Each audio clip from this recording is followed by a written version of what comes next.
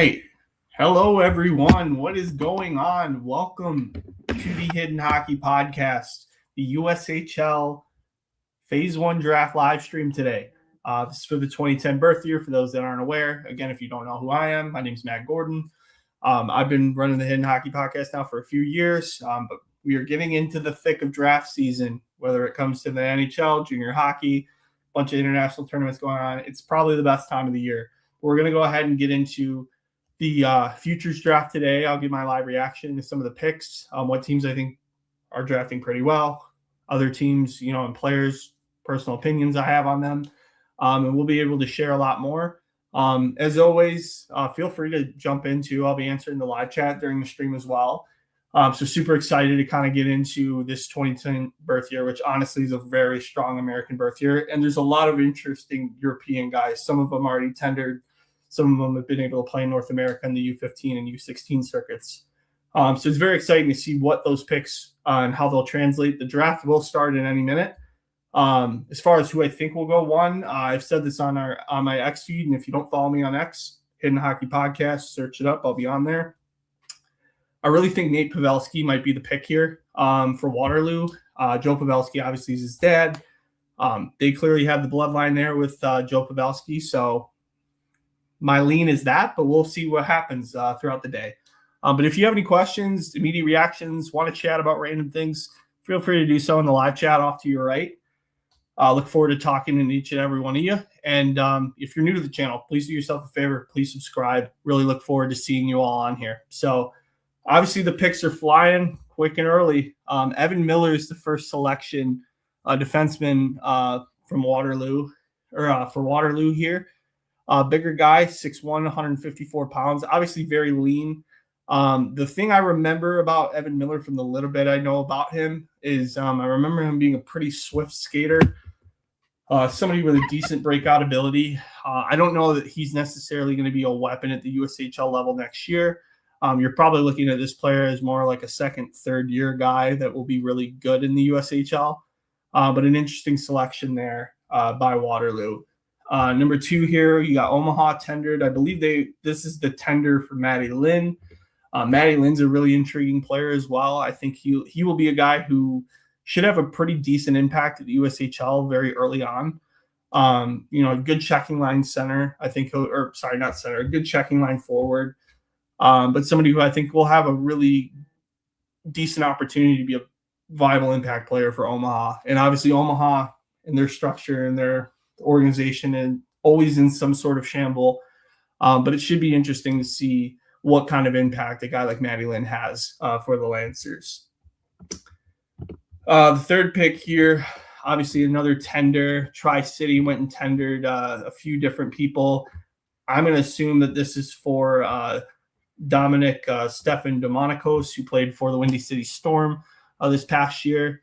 I think he's a guy who honestly is a really electrifying offensive talent. Probably should be getting more notoriety in NHL draft conversations as well. Obviously, he's a 2028 draft eligible. But he should be a guy who is a pretty impactful player internationally. Within the next 12 months, I think he'll be a guy who should find himself in the U18s conversation with Slovakia next year. He's a part of that 2010 class of Slovakians that are going to just really explode over the next year.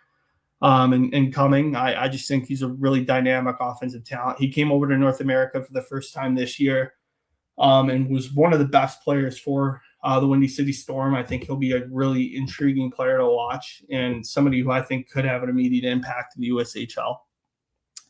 Owen Kraft here for Lincoln.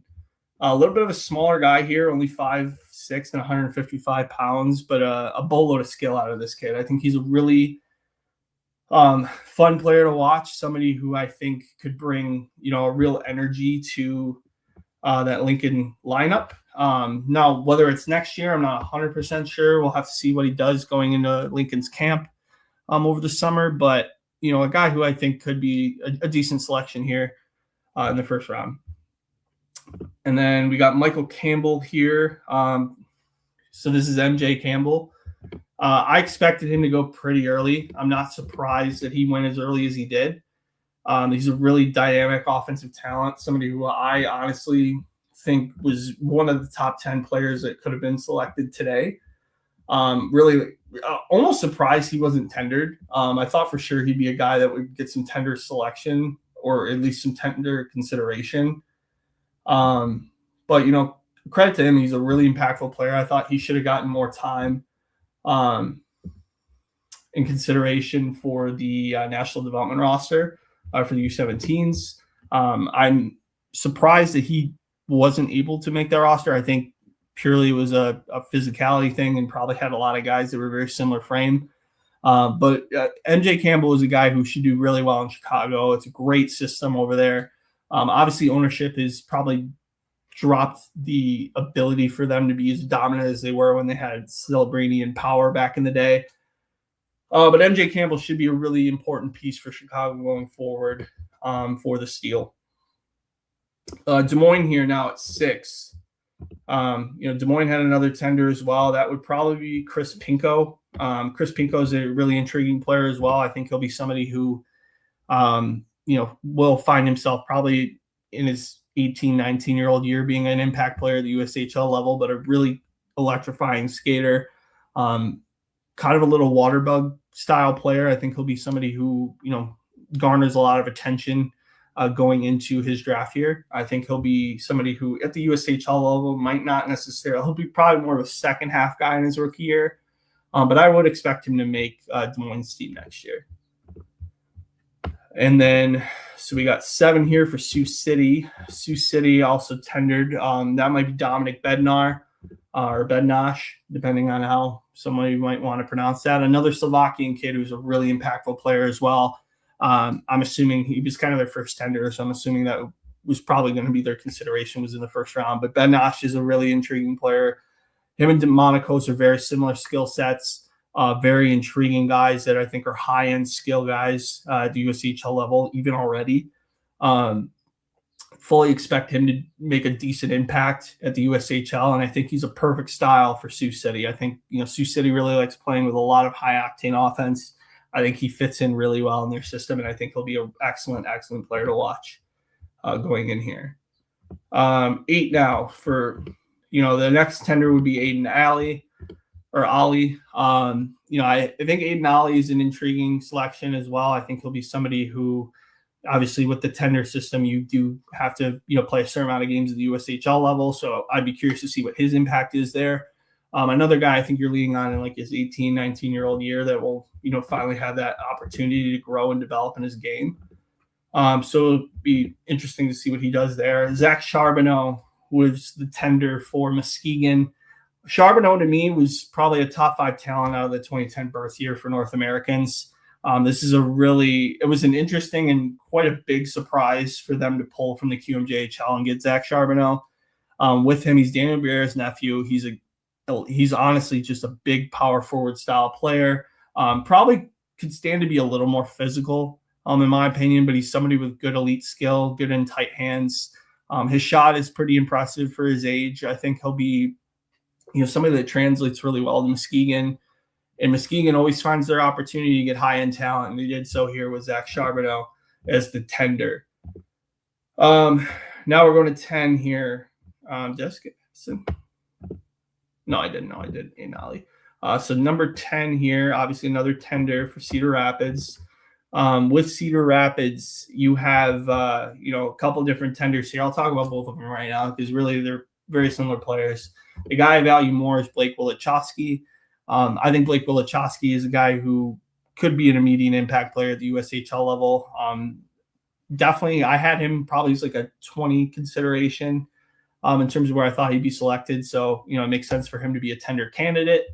I would expect it. And he almost made the U17 roster as well. I think he's somebody who, given more time and more development opportunity, Cedar Rapids is a really good program. I think he'll do very well there in developing his game. And then Liam Fournier is another guy.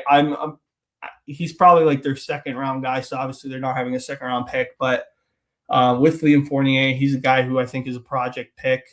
Definitely not a USHL caliber guy right now. I think there's more time needed for him, but with that being said, he's a good all-around player.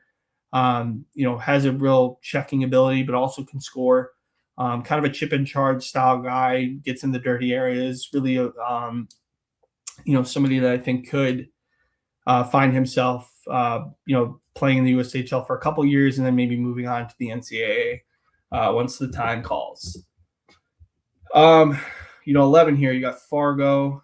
Fargo just had a tender today. They had Wilson Boumediene as their tender. Wilson's obviously somebody who's done very well internationally as well as for Mount St. Charles in their system. Definitely, comes from a hockey family. His dad played for Columbus for, I want to say, 4 or 5 years in the NHL. I would expect that Joseph Boumediene is a guy who could be a really impactful and interesting player as well.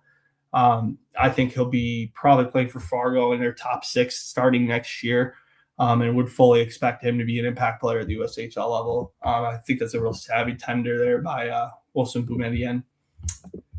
And then we go here to 12. 12 will be obviously the tender for Green Bay. Green Bay went and tendered Ben Slavic, and they also went and tendered Logan Cotter. I'll start with Cotter. Cotter, to me, was a big-time coup for Green Bay. I think he'll be probably a top 4 defenseman from day one for the Gamblers.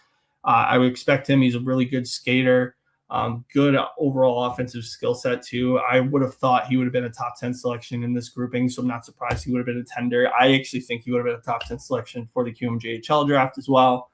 But it seems like his lean now is the USHL, which is a great coup for the USHL along with Charbonneau. Both guys that I think could have been really impactful players in the Q or in the USHL, but they both chose selections and spots where I think they're going to fit in very nicely. Then obviously with Ben Slavic was their other tender, very intriguing player as well. Somebody who I think, another guy who probably deserves a little bit more project style development. He'll be a guy who your 2-3 year guy in the USHL. Played for Little Caesars on that powerhouse team this year. With Ryan Kessler and that group over there. He's obviously gotten really good opportunities developmentally. And for him to go to Green Bay, I think Green Bay is a really good landing spot for him. And I would expect him to also be a guy who finds himself on their USHL roster starting next year. Going now to 13, we got Nikolai Zukov. Zukov also almost found himself on the U17 roster for the National Development Program.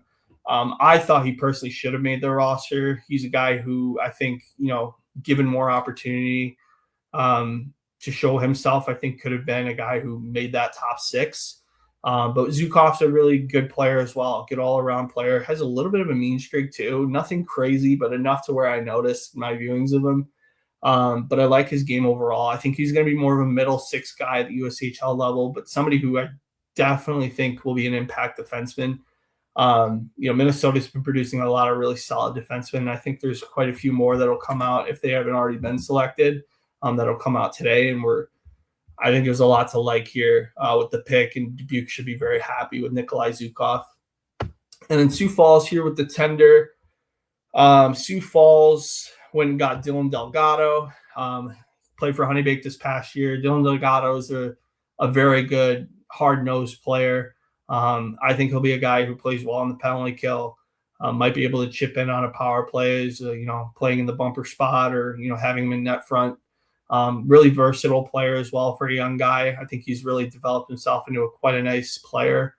I would expect that he's going to find himself in the USHL next year. Now, in an impact capacity, I don't know if that's necessarily the case, but with Dylan Delgado, you're getting a guy who's a workhorse, an absolute force in the forecheck area, and I would expect him to do pretty well with Sioux Falls. And then we got the last tender here for Youngstown. So Youngstown, and that'll conclude the first round, obviously, and there's more that's been selected. But with Youngstown, you get Austin Hall. Austin Hall had 180 points for Honeybake this year. I thought he was going to go the USHL route, so it was very surprising to see that Youngstown was able to pull Austin Hall. But obviously the Michigan connection's always been there with Youngstown. Very savvy selection and tender move there by the Phantoms, and I would expect him to be, pretty immediate impact guy for the Youngstown Phantoms. Now we go to Jack Reel here. Starts off the second round for Waterloo. Jack Reel is a guy who, personally, I would have taken Pavelski here, but I think Jack Reel is going to be an intriguing player as well. I think you're going to look at him as being, maybe a 27, 28 kind of impact player. Give him a year in good development and find an opportunity for him to do well. I think he did well for the Pittsburgh Penguins U15 roster this past year. I would expect that he's going to probably, need some more time before he makes the USHL, but intriguing selection there. I talked about the Minnesota defenseman here. We got two back-to-back. Omaha getting Liam Brooks and Tri-City getting Gavin Godbout. Godbout, to me, I think is the better defenseman out of the two, but Godbout's a guy who's a little bit more offensively gifted than Brooks. Brooks has more of an overall all-around game to him. But Gavin Godbout's a guy who obviously, you look at him there at 139. Clearly he's going to need more physical development within his game, but the offensive streak and the talent is there. Skating is also there as well. I think he's a very good skater. A little bit smaller at 5'10". You hope he grows a couple inches just to kind of solidify himself as a pro upside guy. But with Godbout, I think you have a really interesting player there for Tri-City. I'm a little less known on Liam Brooks, so I'm not going to comment on him. Same with Lauriola here. I don't have a huge book on either one of those guys. So I admittedly have to skip them. Ryland Ofterhide, again, another smaller defenseman. Obviously everybody now with the advent of Lane Hudson and Cole Hudson and the smaller defenseman kind of redeveloping into the eyes of scouts and evaluators. More of these smaller guys are going to get selected. So with Ofterhide, this is to me is a little bit rich for my blood here, but I like him overall as a player. I think he will eventually find himself to be a pretty good impact USHL guy. Probably not in the immediate future, but somebody who I think could be leaned on and gleaned at to be a really intriguing offensive talent. So an interesting pick there by Chicago. Drew Cortan here, another guy from Minnesota. Like I said, the Minnesota connection for defensemen is fully well aware here in the USHL draft so far. Will Johnston, another guy, played for Shattuck this past year. A guy who kind of surprised me in his viewings. I had some viewings that weren't so great of his, and then I had some viewings where I thought he was the best defenseman out there. So you're taking on the upside there for Sioux City. I don't mind that selection at all in terms of, a guy who could be selected there. And, I think the early trend I'm seeing so far in the picks that have been selected so far, unless these guys are tendered, it does feel like a lot of these high-end guys that may leave after a year are going to be selected a little later, which is an intriguing development and obviously something we're going to monitor and look at over the next few years when it comes to the USHL draft and the USHL in general. We'll go here now to Madison had their other tender. I think I mentioned the other tender for Madison. I don't remember if I did. No, I don't think I did, but that's okay. Maybe I'll get into that a little later. Jake Burmis here, another guy who I think could be an intriguing player as well. Again, smaller guy, 5'8", 150 pounds. You're hoping he grows into like a 5'10", 5'11 frame. But a guy who I think really is bigger than his size shows there. Really good overall and engaging. Not afraid to muck it up in the corners, not afraid to put a stick in lanes. I think defensively he's actually really stout for being a younger defender. I think he could be an intriguing option there for Muskegon. I don't know if it's next year, but I do think he'll be a guy who maybe is best served to go back to high school, have a really good year, and then move to the USHL afterwards. Cedar Rapids here. I talked about William Fournier earlier. I don't have much knowledge on Marvin or Cooney here, unfortunately. And then we got Noah Druin, defenseman here. I've only had one real viewing of him. Admittedly, I wouldn't have picked him this early, but he's a guy who obviously his playing for the Reapers is a pretty good program, an emerging program up in Chicago. I think he's got, obviously Indiana isn't necessarily, a big dearth of youth hockey talent. I think it's growing in that way. Obviously there was always kids that came from Indiana, but I think it's actually really developing even more guys. And obviously the Illinois programs have helped in that regard. But it's good to see, that selection there. Alex Steer, I remember seeing him just watching kind of stat-wise, just kind of seeing where things are at with him. I don't have a huge book on him either, unfortunately. But obviously, that's the end of the second round now. I am caught up. Sorry if I rushed through any of those. If you guys want to talk more about certain players that I mentioned that I said I have some knowledge of, feel free to leave that off to the side, and we'll talk more about that. But obviously, the third round's about to start here, so we will get cranking. I might refresh just to see if anything changed. Nothing yet. So we're caught up to speed. So the first 2 rounds have gone. We'll keep rolling here. I think, Waterloo's up now. To me, this seems like a natural spot for Nate Pavelski. I know I've said that already 3 times, but to me, he seems like a guy that could be selected here, and right on cue. Nate Pavelski becomes the third round selection there. I'm not going to talk about that anymore just because I have already. But a good selection there by Waterloo. I think he'll be, so far, the 3 that have been selected, he seems to be the guy that will have the most impact. I would have argued he's a top 15 selection out of this grouping of 2010s. So to get him in the third round is pretty savvy work there by Waterloo. Some obviously the obvious candidates here, Joey Cullen, Drew Daly. I think you're worried about with Cullen. I think he'll go later just because you're probably only going to have him for a year and then he'll go to the NCAA. Drew Daly, to me, seems like a guy who could be a 2-year USHL guy. So I am surprised he hasn't been selected a little earlier in this draft. But obviously you're going to get, his 2 years here. And then, he'll move on to, maybe he'll develop and get to the NCAA. So maybe that's the thought there. And that's with every U17 player as well. But now you got Ryan Hanuki now, another kid from the Shack St. Mary 15 roster. Shorter guy, 5'8", 170. But a player that honestly I really liked the energy he brought in the viewings I watched of him. I thought he was a guy who was not afraid in any situation. Smaller guy, but plays bigger. Not necessarily a crafty player, but somebody who I think is really effective and very good at, has some really good IQ that helps save him in a lot of situations. Another savvy pick there by Omaha. And it should be really intriguing to see what other Shattuck players are selected today.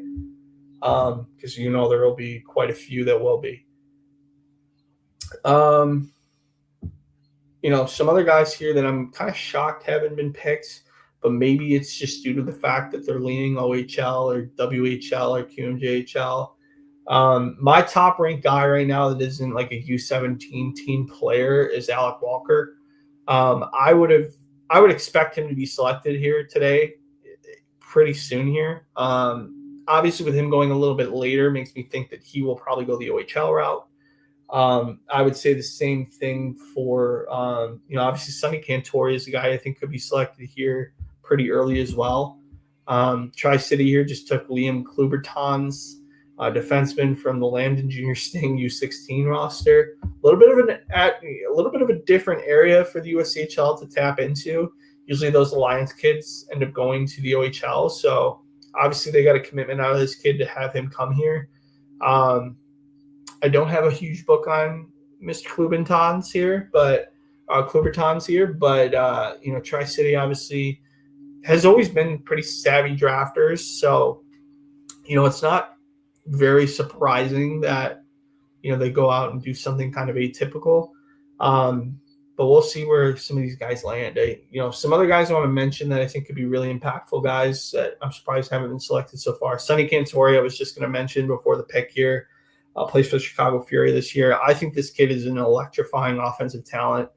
Another kid who may end up going to the OHL. We just had another selection here from Lincoln. We got Caven Wallace, shorter guy, 5'8", 190 pounds, playing for the Madison Capitals this past year. I had Walos as a top 20 guy. I actually had him at 20. Very good selection here by Lincoln. I think he'll be, obviously he's got bloodlines. His brother Easton is a pretty good player himself. With Caven, you get a good player that's just obviously already kind of built like a fire hydrant at 5'8" and 190 pounds, which is really impressive for a kid that young. I mean, he's just going to turn 16 in July. It's a pretty solid frame for a kid that age. I really like his overall game, though. Very high IQ player. a bit streaky. It happens with him, but obviously when he scores in bunches. But I think you do worry a little bit about the engagement with him. He's a good hard worker, but I do think the consistency in production is something that will probably be monitored in his development going forward. So we'll have to see what he's able to do here. But I really like the overall skill set there with Caden Wallace. I would fully expect him to be a guy who plays in the USHL next year and does pretty well for Lincoln. So good selection there by the Lincoln Stars. Now, next up, Chicago. Is this where Sonny Cantori goes? It might be. I seem to think that would be a natural fit. Do they go a little bit differently? Some other Chicago guys. Tyler Coons. Actually, I was going to mention him. So Tyler Coons, another Shattuck St. Mary kid, bigger framed guy. Obviously massive human being already here at 6'4" and 178 pounds. I actually think he's a little bit bigger than 178 pounds. It might be an old weight, but with Tyler Coons, you get a player that I thought originally was going to be destined to the WHL. So it's obviously his lean here is going USHL. Obviously, Chicago really like their start of the draft so far. I think the Steel have really come out, and as they always do, they go and get the high offensive, high octane, and just high potential guys and just let them develop under that wonderful development system they got in Chicago. So Coons is a guy I think will be a pretty impact player for the Steel. Obviously this organization is not afraid to take swings on upside. They drafted Matt Anichkov. They've drafted, a variety of different players. I think they took Dustin Vilhoff too at one point. They're not afraid to go after upside. And so that's going to be, and obviously you see the next pick here from Des Moines with Sorum Sumweaver. They're not afraid to go after this Minnesota talent. It seems like Minnesota, as it always is going to continue to be a really strong pipeline for the USHL. I'll be very curious and excited to see, there's other Minnesota kids that haven't been picked yet that I think are probably better than Sumweaver, but I think he's a really intriguing player as well. He'll be a middle six option for Des Moines probably as soon as next year. I would expect that he's going to do, some pretty impactful things. Obviously, 5'10", 140 pounds, he's going to need to gain at least 20 pounds in order, I think, to feel comfortable at the USHL level. But this is a player with really good instincts. Good. He's not necessarily a speedster by any means, but he takes really good routes. I think he finds good opportunities and some really practical offense. So it'll be curious to see what opportunities present itself here. So we'll see what happens. But let me take a break real quick. I'll be right back. Just got a quick thing I got to look at, and then I'll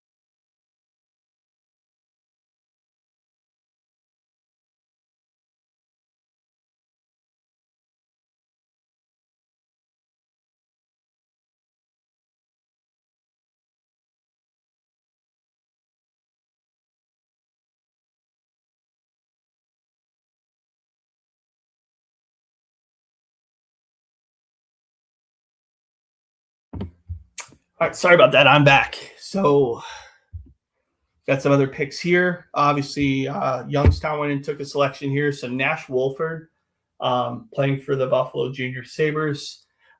This is right around the range where I thought he'd be. So another savvy selection. This is a kid who obviously you're looking at him a bit smaller framed player, but again, another guy who has some real tenacity to his game. Not necessarily a burner, but a guy who I think will find himself very acclimated to the USHL, pretty quickly. I think he'll be a guy who, you're looking at him as maybe being like a third line guy, obviously with his upside. So we'll see what happens here with Nash Wolford. But I think, obviously he was one of the better players for the Buffalo Junior Sabres this past year. So not a surprise to see him picked here pretty high in the USHL draft. Madison here now goes Ethan Mears. This is a kid who you're obviously drafting him for his length, 6'3", 174 pounds, still very raw. Another guy who I think he finds real strength in his overall breaking up of passes. Another guy who's not afraid to even, really throws, some good defensive game as well. Not afraid to engage physically. Pretty decent shot blocker as well. I think in the game I noticed, I think he had one game where he had like 3 or 4 block shots and they were real key opportunities. I think with Ethan Mears, you get a guy who, could be an interesting guy to watch grow within himself. And I think he'll really grow at the USHL level in a shutdown capacity. Christian Connors here for Muskegon, another guy who could be an intriguing player for the Muskegon Lumberjacks. I wouldn't expect him to play next year. I don't have a feeling that he'll be an impact guy immediately. But obviously you're looking at probably long-term upside with this kid. He probably will be a guy by the time he's 18, 19 years of age. Will find the opportunity to make himself a pretty impactful player at the USHL level. And then 40, we got Cedar Rapids. Caden Yale. Look at that, 6'1", 153 pounds. Another kid with, real physical development still to be had. You're going to probably have him, be a guy who probably sticks around and plays for the U16 roster for the BK Selects. I would think he'll be a guy who, in a few years you'll look at and really look for the growth there out of him. Now we got Chicago takes Matyas Cervec.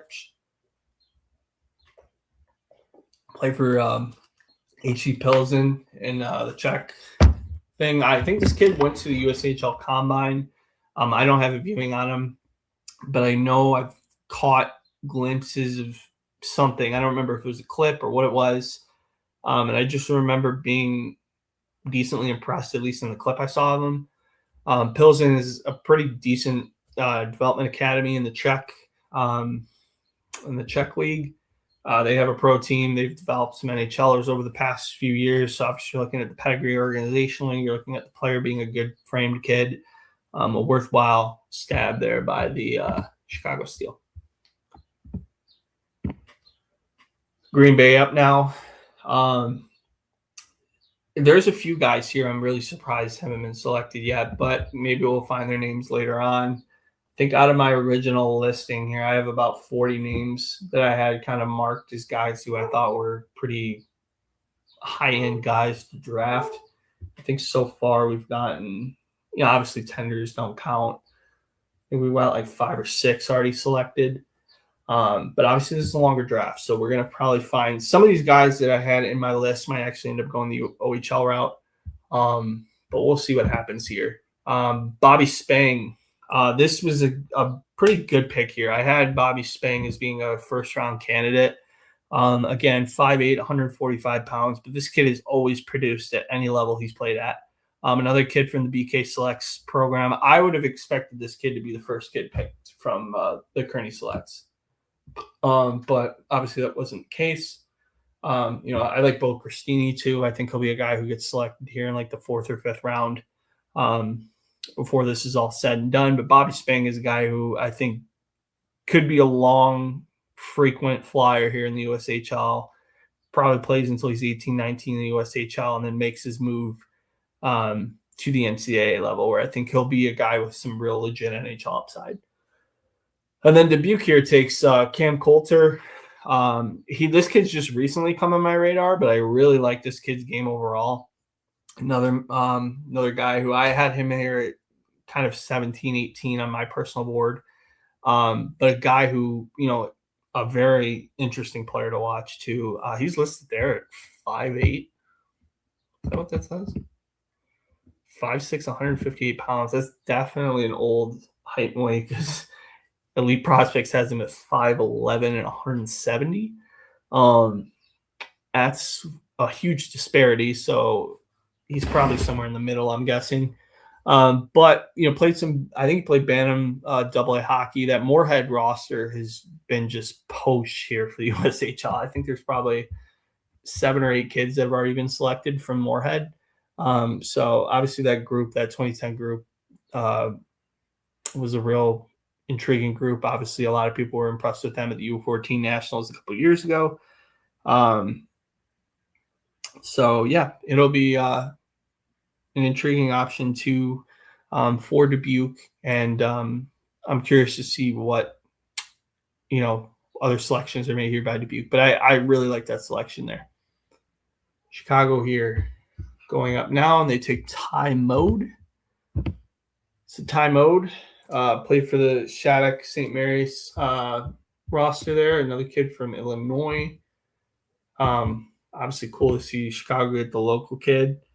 I personally haven't seen a viewing where I've been overly blown away by him. I think he's a real safe player. Which isn't a bad thing.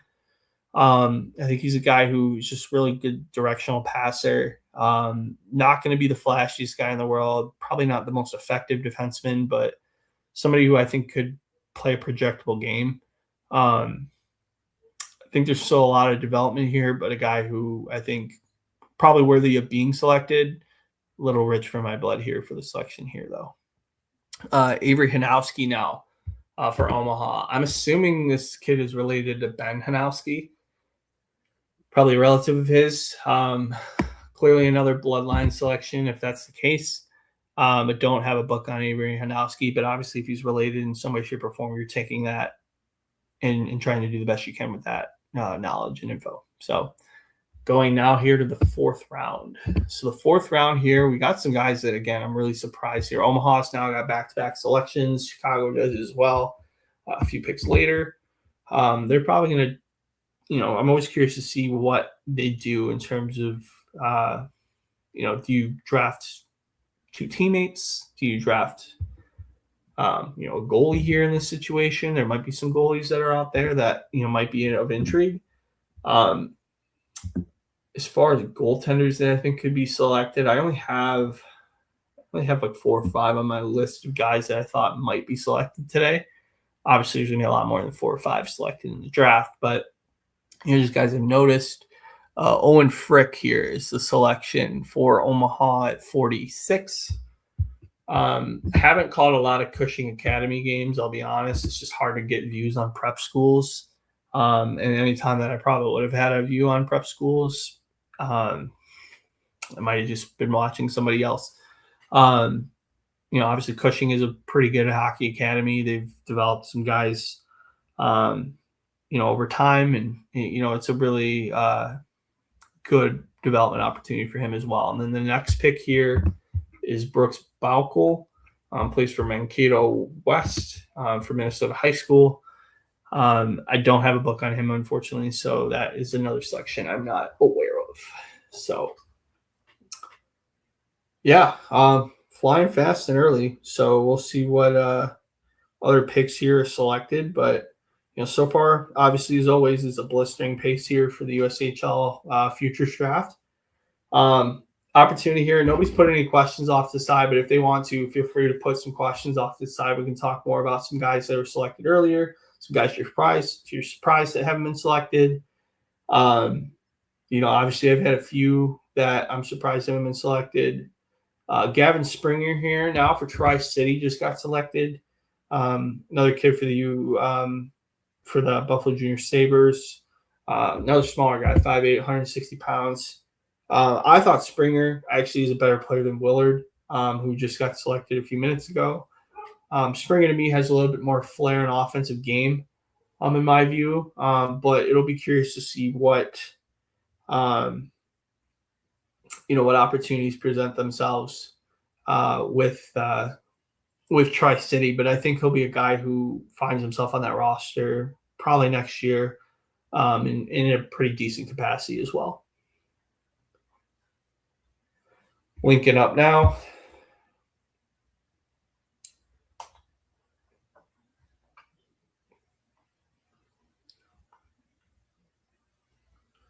Sorry, I just want to read something real quick.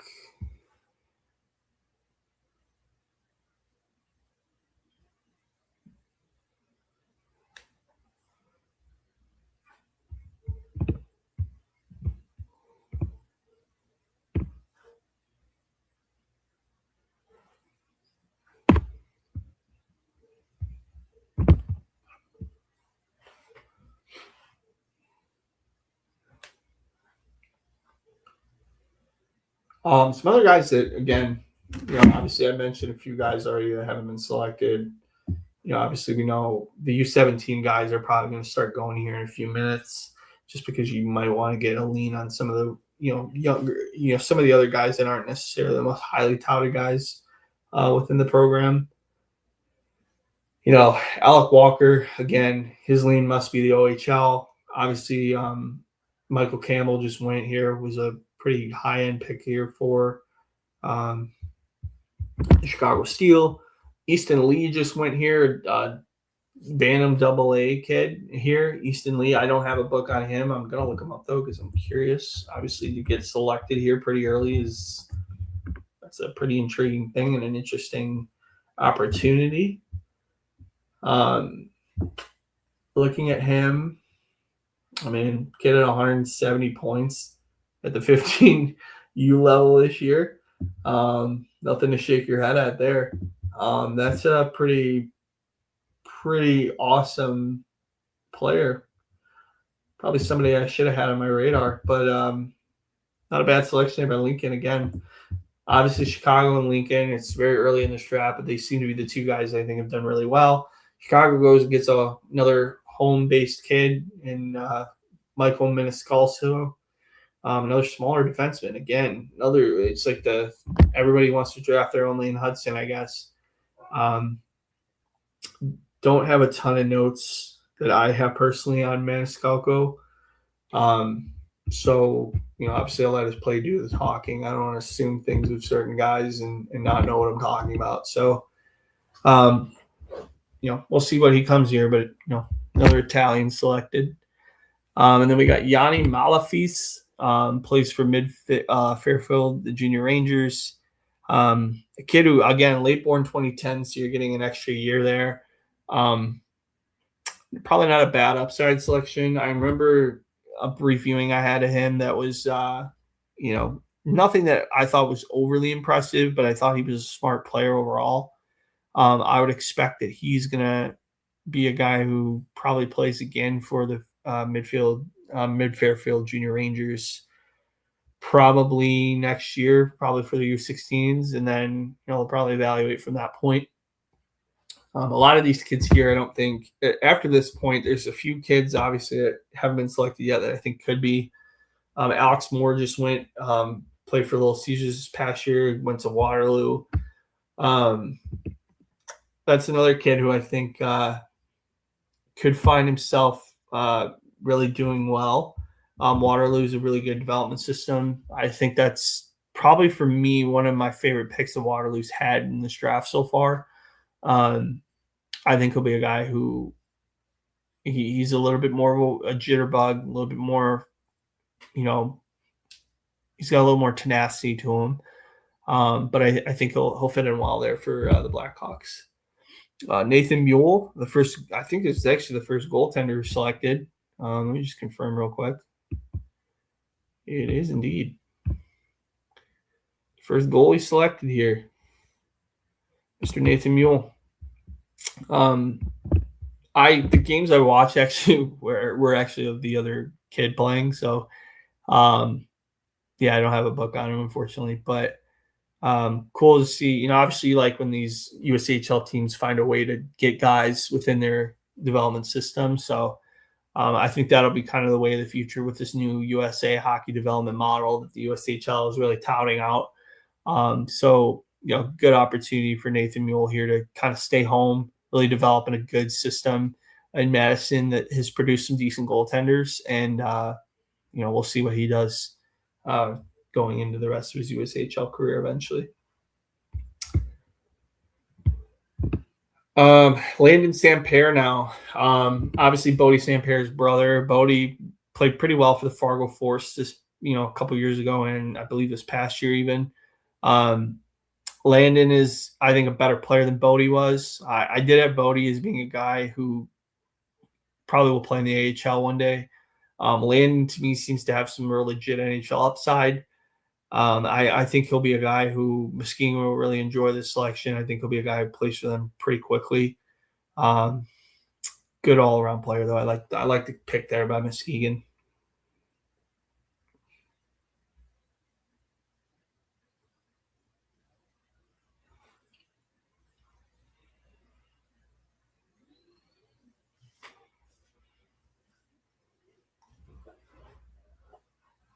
We got 7 on here. Thanks for being on here. For those that are on here, it's really appreciated. Obviously, I'm talking a lot, so don't feel free to add in where you need to. If you're new to the channel and you haven't subscribed already, please do so. I do a lot more. I'm going to do a draft tomorrow, kind of a recap of the Phase 2 draft for the USHL. And then I'll do a NHL draft lottery stream as well. So I'll get more probably into the draft lottery, the NHL draft lottery for most of it. And then at the end, I'll do a recap stream of the Phase 2 draft that'll happen tomorrow that starts at 11 o'clock. So Carter Felt just went here for the Cedar Rapids Rough Riders. Felt is a guy who I think will be seen as a high-end QMJHL selection. He's kind of on that border selection where, he might find himself going to, the Q. Obviously with Cotter, I thought Cotter and Felt were pretty similar talents. To be honest, I think Felt with this selection here, I think Felt's probably leaning more QMJHL and they just really love the player. I think Felt's probably a top 25, 30 upside player across North America for 2010s. But a guy who I don't know if he'll ever land in Cedar Rapids, but it's a good risk to take if you're the Rough Riders. And maybe that starts the trickle-down effect of some guys that could have been some U17 players here. We got Colin Walsh now selected. I didn't realize this kid was 210. That's a big kid. I didn't watch the River Rats much this year. Obviously, they're a pretty decent program. They find their way to get some developmental guys, whether it's NCAA Division I or, guys that play really well at the prep level. Colin's a guy who I think could acclimate pretty quickly for Chicago, and another guy who might find himself on their roster. There's some, let me see here. I think I got now officially like 10 or 12 guys now that have been selected off my list. Still looking for Alec Walker to get off the board. Still looking for Sonny Cantori. Some Euros that I think are guys that could see their names picked. Milan Kutsevich played for the North Jersey Avalanche this past year. I think he'll be a guy that gets looked at. A guy who played for the Dallas Stars Elite this past year, Pavel Volshinsky. I like that kid a lot. I think he's a guy who is criminally underrated. And I thought maybe that would be a USHL lean, but maybe he's getting some more notoriety in the CHL import draft, depending on, if they're allowing 2010s this past year, which is the rumor that they are. We got Jamison Needham now playing for St. Sebastian this past year. Not a guy who I'm overly familiar with, if I'm being honest. The next guy I am, though, Colin McCormick, smaller defenseman. I think of the smaller defensemen that have been selected already, I think this kid's been the best of them so far. I think just a real legit power play quarterback upside with Colin McCormick. Not anybody that you want to mess with offensively. I think he will burn you and shift around you as much as he can. I think this is a kid who's got some real legitimate upside to be a real good NCAA Division I defender, and I think could develop into a National Hockey League quality defender despite being a smaller guy. Very good selection here by Dubuque. Really like that. And they get him to commit too. That'd be even better. I think he'll be a guy who probably would commit to the Dubuque Fighting Saints.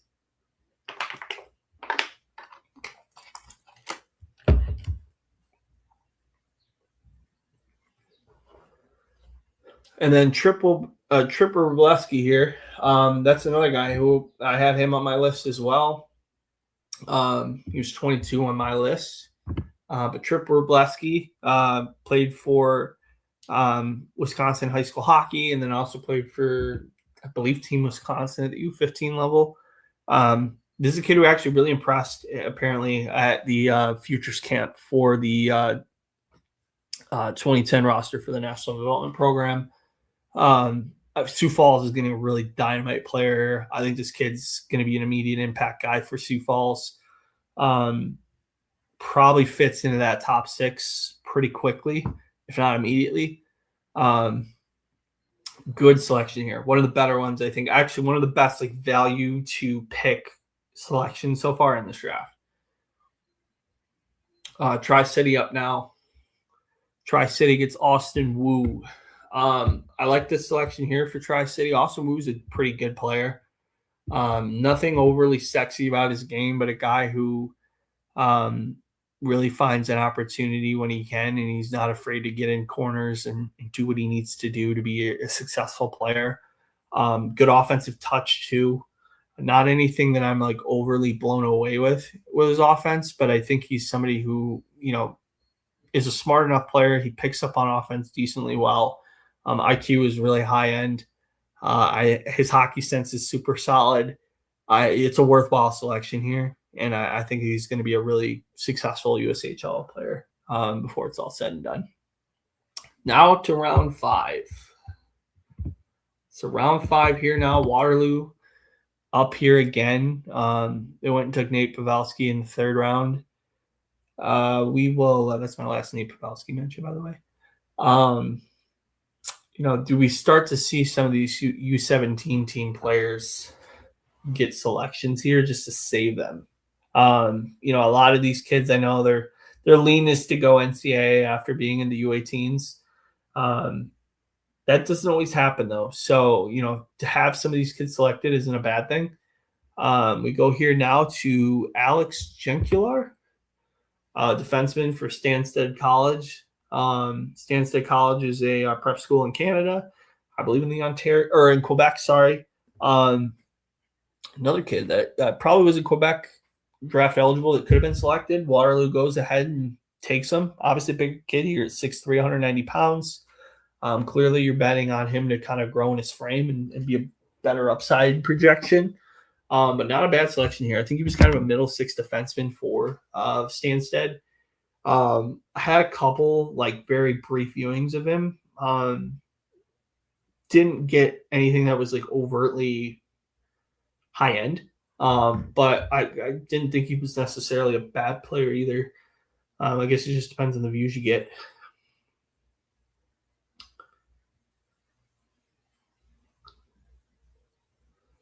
Green Bay now going here. We will see what high-end upside pick you're going to have here. Who would this be? It's hard to throw names out here for these drafts after a certain point because you have your names and you just kind of let the decisions happen, and you're never going to get it fully right. It's so hard to predict. At least in the NHL draft, you can get guys within a round or two. The USHL draft, you're good luck. I mean, you might have some guys that you think might fit in well in a certain system, but there's not a lot of trend analysis you can do either. So it's a very hard selection process to kind of go through. But we'll see what happens here. Appreciate those that have been on. We're already up to 9, which is awesome. I really appreciate those that have subscribed. If you haven't already, it's great to see that you're on here. Really enjoy the fact that, I'm getting more guys on here as they're coming along. We're going to go ahead here now and hopefully see what Green Bay does here. Again, this will be on recording too. So it'll be listed out on the channel if you want to recap and come back, leave comments if you want. Again, if you're new to the channel, do yourself a favor and subscribe. I'm going to be doing a lot of streams this week. Wednesday, I'm going to do a WHL round 1 live stream. I'm going to do an NHL draft lottery stream tomorrow, and also recap the phase 2 draft for the USHL. And then obviously today is today. So tomorrow I'm going to be going on at like 6:45. Same thing on Wednesday. Tomorrow is probably going to be about an hour and a half, 2 hours. And then Wednesday will just be as long as the WHL first round goes. So if you like this content, you like junior hockey, you like following prospects before they hit the juniors even, or, finding where they're going to land on your favorite junior team, do yourself a favor. Please subscribe to the channel. I really appreciate a follow. And, hey, don't be afraid to comment either. Green Bay now, Mike Ahsoka. Again, the theme in this draft so far has been small defensemen. Now, granted, I know these kids are 15, 16 years of age. Some of these kids are going to grow up to be 5'11", 6 foot, 6'1". But it is odd. It's very odd that there's been so many smaller defensemen selected. So we'll see. Mike Ahsoka here. Obviously, 5'10" is a pretty decent size for a 15-year-old player. So it's not crazy abnormal to select him here. Another guy, just a safe all-around defenseman. Nothing that blows you out of the water, but a guy who's just quietly very effective. Definitely a minute muncher guy. I think of a guy who, you're looking at to be a pretty decent impact player at the USHL level. Benjamin Sorensen here, playing for Shattuck at the U16 grouping. I don't really have a ton to say about Ben Sorensen. The only thing I know is that I think I've caught like 2 games of his offhand. And in the games I've watched, both of them have led to penalty trouble. So I don't know if that's something that's just him being young. So we'll see what happens. But Ben Sorensen's a guy who I think, I don't have a ton of knowledge on, other than I remember him having some discipline issues in terms of on-ice performance. So Ethan Potempa, I don't have anything on him either. But again, a lot of defensemen selected so far, which is not crazy surprising, but it's also just weird. There's some high-end offensive talent right now that hasn't been selected, and I'm very shocked isn't selected. Maybe they're going to be late upside bets on a lot of these kids, and we'll see more of them get selected, or they've just told the USHL we don't want to come. Fascinating, though, to start. That's for sure. We got Landon Heinrich here for Chicago Mission. Again, another program here, another Chicago kid going to a Chicago program. They really love their Chicago kids, don't they? Like to keep them close to home, which isn't a bad thing, right? Especially having that, that development opportunity and that system there they have. It's nothing to shake your head at, that's for sure. We'll add here and have more here. We're almost at an hour, which is awesome. Ripping through this actually pretty quick. I think we'll probably get through. This will probably be about a 3-hour stream, I'm guessing.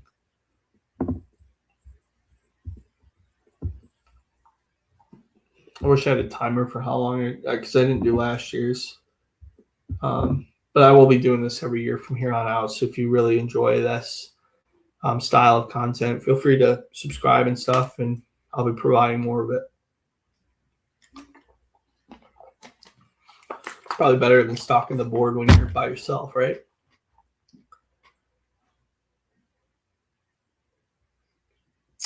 All right, let's see what's going on here. Oops, did not need to do that. Apologize. As we're waiting for more picks to trickle in, top-rated guys for me right now. I'm not going to count the U17 kids because it sounds like there's just a trend here. It's not going to happen. I got Alec Walker from the Florida Alliance, I think, is a guy who should be selected here. Sonny Cantori is a guy I'm surprised isn't selected. I've mentioned Kutsevich and Volshinsky earlier. Brody Ruprecht from Durham Hall. I'm surprised he hasn't been selected yet. He's definitely a guy who I think should be a USHL candidate, especially coming from Minnesota. I think he's better than a lot of these kids that have been selected for Minnesota so far. Bo Christini, another shorter guy, but an absolute force of nature, really good player that I really enjoy. Another kid here playing he's a Chinese national, but Rui Chen, another high-end offensive player that I think is a lot of intrigue. Tri-City here goes with Tobias Lidnitsky. This kid has scored a ton of points this past year. Another guy who I think could be, he's from Switzerland. Maybe we start to see more international kids selected here. Now that the 5th round's in place, it'll probably start a run on some international kids. Lidnitsky, I believe, played for the Windy City Storm last year as well. Obviously, Tri-City's got like a pretty decent lean there, given that they've selected, I believe they took Dominic Bednash and Stefan DeMonaco. So Dominic Stefan DeMonaco, sorry. So obviously there's a clear lean there. Chicago here, probably taking another kid from Michigan, right? Right. So we'll see what happens there. I don't know, I'm trying to think about it. Do I have any Michigan kids on the board? I don't think I do. At least some ones that haven't already been selected. No, I don't. Artem Glukik is another kid who I think could be selected pretty high here. John Kramer, I'm really surprised not to see him selected so far. I think he's a guy who could be a pretty good USHL player pretty quickly. Kevin Zhao might be a guy who maybe leans more QMJHL, but a really good player in his own right.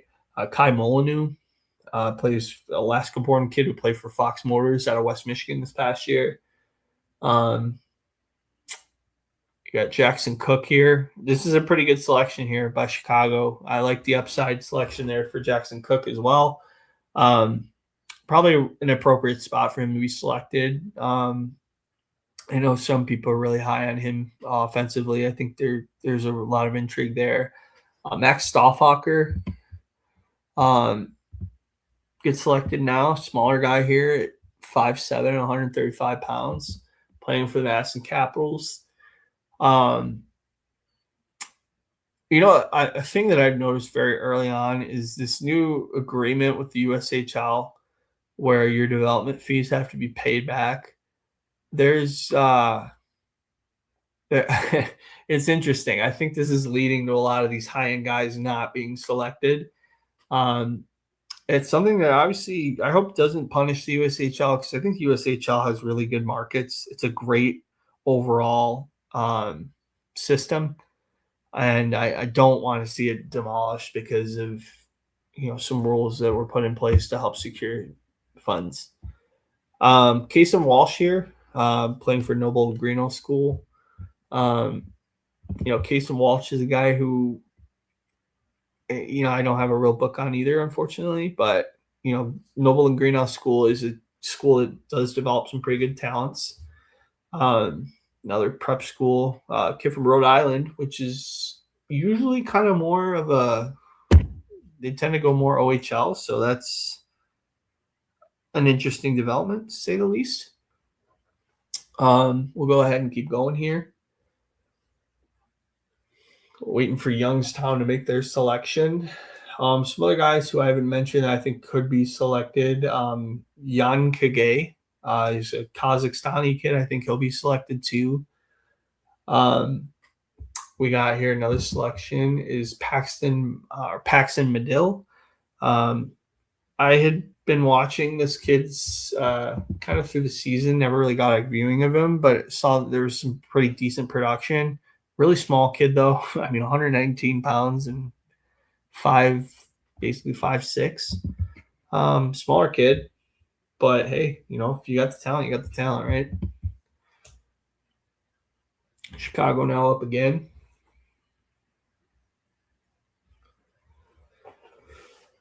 We're an hour in, so thank you those who have stayed on and willing to engage in the content. Really appreciate you guys being on here, and I'm curious to see where the rest of this draft goes, because I think there's some other kids here that I maybe anticipated to be selected. That may not be.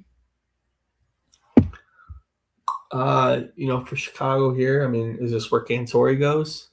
Does he go this late?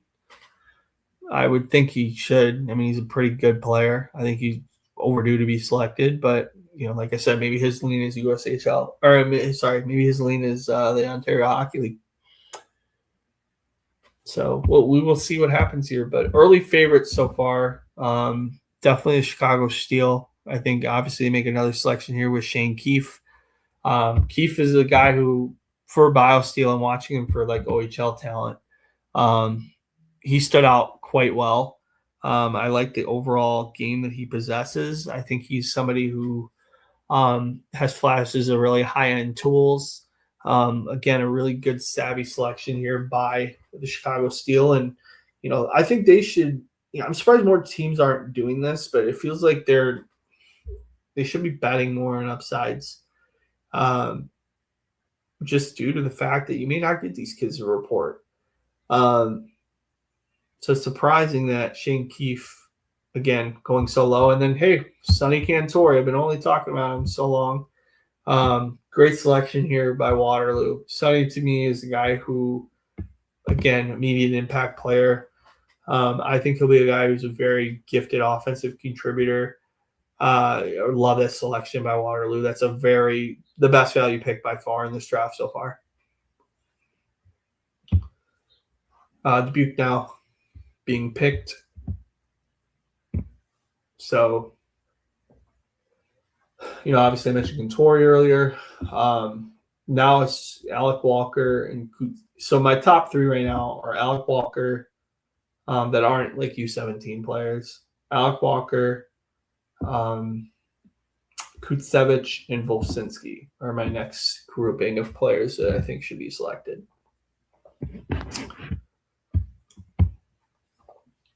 See what Dubuque goes here. Do they go similar to Waterloo and they go for a high-octane offensive guy? I think there's a real chance of that happening. This seems to me like a natural landing spot for, like a John Gramer or a, Bo Christini. Dubuque, as we know, obviously look on the screen there, you got Johnny Gaudreau. They were not afraid to select him, despite him being a smaller guy. I think, a guy like Bo Christini might fit in that mold. Obviously not as offensively gifted as Johnny Gaudreau. There's very few that are. They did the total opposite. So they went with Porter Matchett. Porter Matchett. Basically 1 day away from being a 2011. Big framed kid though, man. 6'3", 190 pounds. Seen this kid like in very brief viewings. But I like the selection here. Nice upside bet with Matchett. He's been through, I believe he played through like the Florida Junior Flyers system. But I think there's a really savvy selection there by the Dubuque Fighting Saints. Keep going now. Here we are on pick 74. Obviously, as these boards start to fill, for those that aren't aware too, like as these boards start to fill, they eventually end up selections start to become fewer and farther in between. So there may be some situations where guys get skipped. That's completely normal. And that's always happening. Samuel Fishbone, playing for St. Sebastian's school, another prep school kid, another smaller defenseman. Just weird. Like there's like a real depth here of smaller defensemen.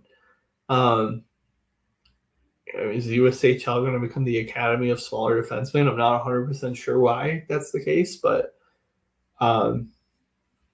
it's odd for sure. Sorry, I'm taking my glasses off here. I'm virtually blind if I don't have them on, so there might be picks coming on and I just won't see them because I am blind. And then let's see here, we got Dashiell Jaramillo finishing off for Waterloo in the 5th round. Another guy, smaller guy. but a really efficient player, another smaller defenseman. I thought he stood out for me in a really pretty recent viewing, actually. Not anybody that's like overly flashy again, like I said, but he's definitely got some real good skating. Accelerates really well, like one of the better accelerators I've seen for a kid his age. Very intriguing player as well. And then we got Drew McDevitt from Tustin, California, playing for the Los Angeles Junior Kings this past year. Waterloo again, betting on upside. Chicago and Waterloo, to me, are the two, so far, been the two real savvy selectors in this draft. I really like both so far in terms of what they've been able to provide in their selections. Fun group of players.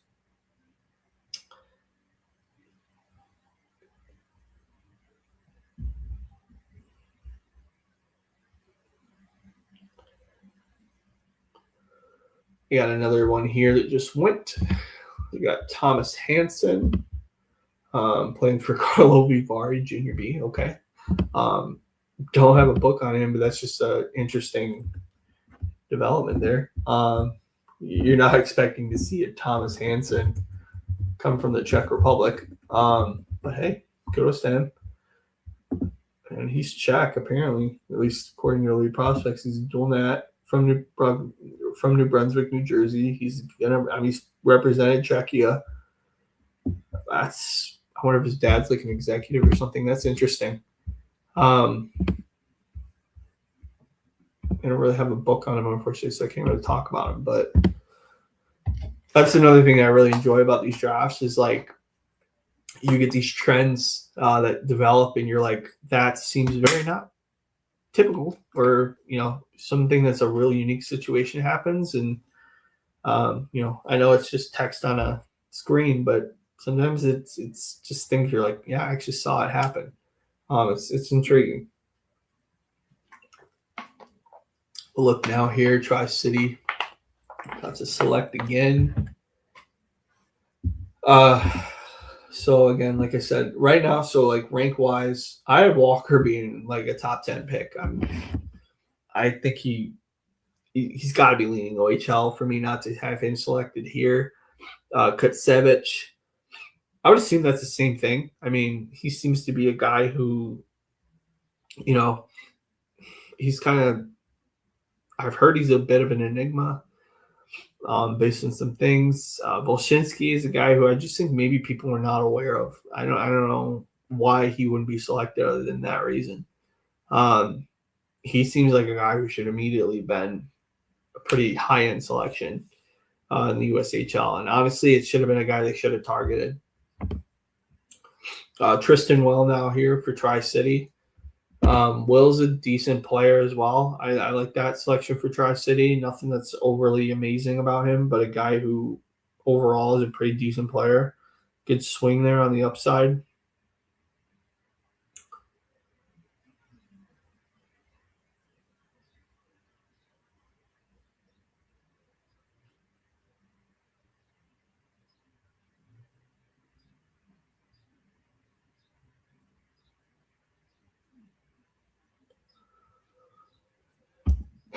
We are rolling through here.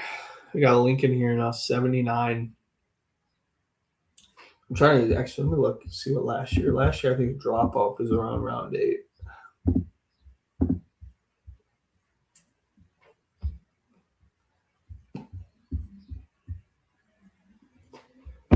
Again, for those that have stayed on, really appreciate you guys being on here. Again, if you're new, do yourself a favor, subscribe. Got more content coming. Doing what I can here to kind of keep everybody busy and, engaged in the content. So hopefully you enjoy. If not, you can log off when you can. But I appreciate those that have jumped in and out here to see what's going on with the selections. Dane Jacobs now, another Chicago kid selected. That Mission's 15 roster is getting just poached. Obviously, we're never going to return together, but it's interesting to say the least. At least, their lean is USHL as an organization. Dane Jacobs, 6'2", 220 is a 15-year-old. That's pretty, or 16-year-old now, pretty amazing. Makes sense why he'd be selected pretty high. Mission isn't a program you sneeze at for sure. So, their lean's clearly USHL. They've shown that within this grouping, and hey, credit to them. We're going to look now at Chicago. Chicago here.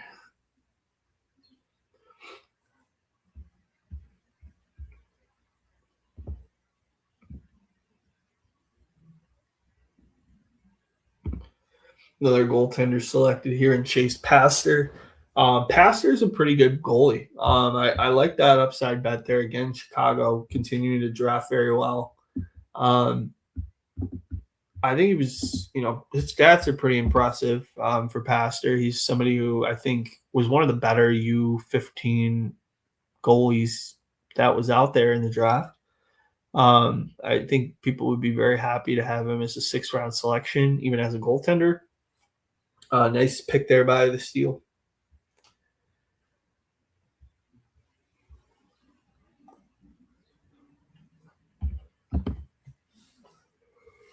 Des Moines up now. Sorry for the yawn there. Des Moines up now.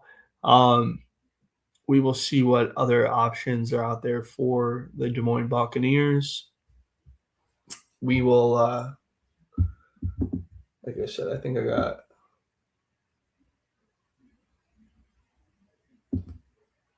Ethan Zachko, Anchorage, Alaska kid, Sioux Falls Power U15 rostered kid.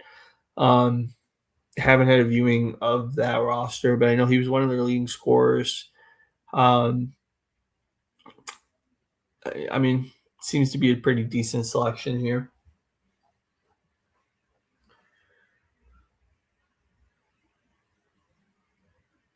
The other thing too is it's interesting. There's not a lot of international selections so far. There's a few. It's probably less than I expected.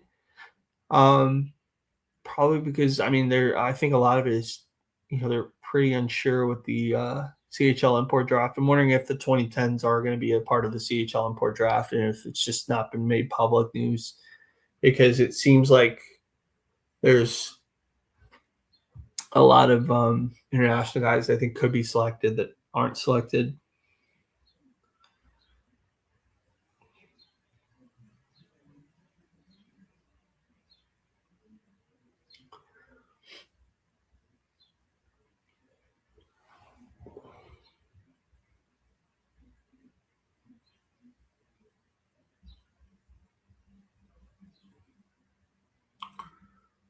Still waiting on more picks here. Sioux City up next.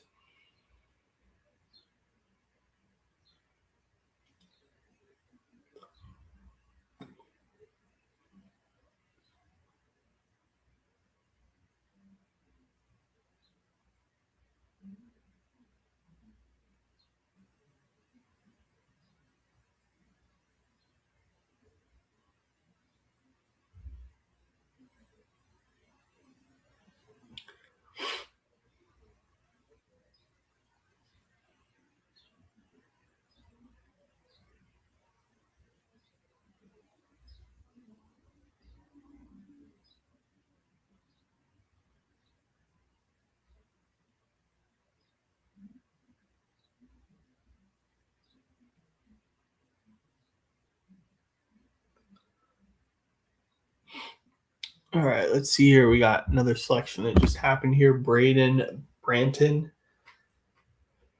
I don't know if I have a huge amount of viewings on him. I won't say anything without really being sure. Madison up now for their next selection. Again, if you guys have any questions, feel free to leave them in the chat on the side, even if it's non-USHL draft related. I'll answer them as we're going through to kind of keep the pacing going. We got another selection here. Noah McGrovin, played for North Star Christian Academy. Program that's a bit of a newer program. Grand Forks is clearly an organization Grand Forks is clearly a city that obviously is where University of North Dakota is. Makes sense that they would lean USHL. I don't have much more to offer about Mr. McGrovin other than that. John Moy, both guys, wow, 5-4 and 5-4 back to back. Foy, I do have a little bit of a book on here. Shifty is all heck, man. Just a real shifty player. Another water bug style player. You're not expecting him to get more than 5'7", 5'8". I don't know if there's pro upside there, but there's definitely D1 talent with John Foy.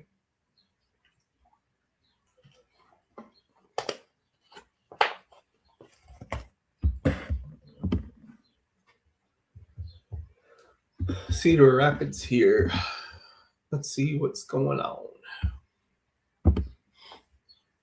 Yeah, another trend I've obviously noticed is like the top end USHL talent is clearly deciding that the USHL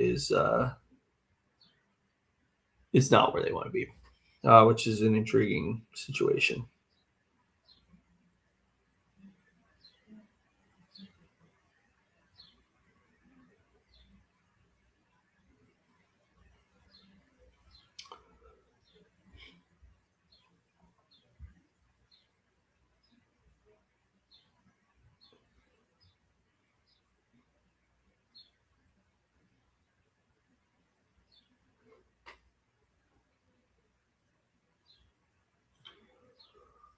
Cedar Rapids taking their time.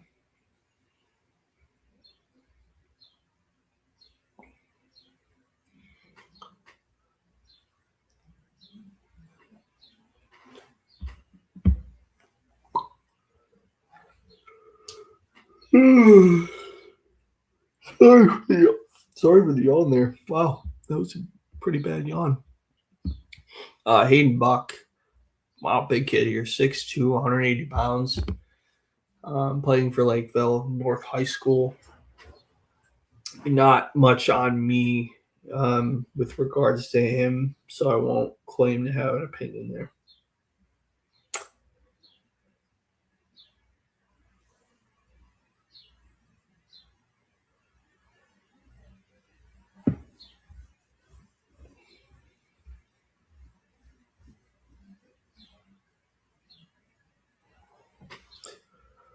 All right, let's see what keeps going here.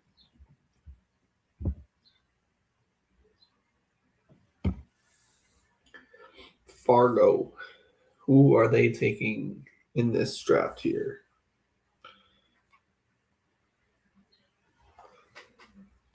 Fargo tends to go with a pretty decent risk in terms of how they draft. So they like to draft some guys with some high upside. Maybe they go and get, Aiden Hunt, but there you go. That's a pretty good player there. 6'2", 220 pounds.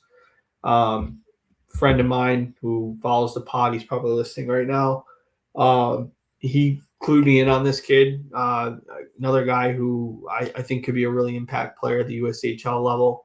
I think there's a real high IQ with him, somebody who's a really good breakout pass as well. Not a bad selection there, especially with him being late. I know a lot of, I think EP, Elite Prospects, had him evaluated pretty high, I want to say they had him in their top 25. I looked at it last week, so memory might be a little fuzzy, but I remember them pretty highly evaluating him as a prospect. And like I said, I've heard that he's a pretty good player within his own right. Ooh, that was a bad burp. Going out of Green Bay, 6th round selection for Green Bay.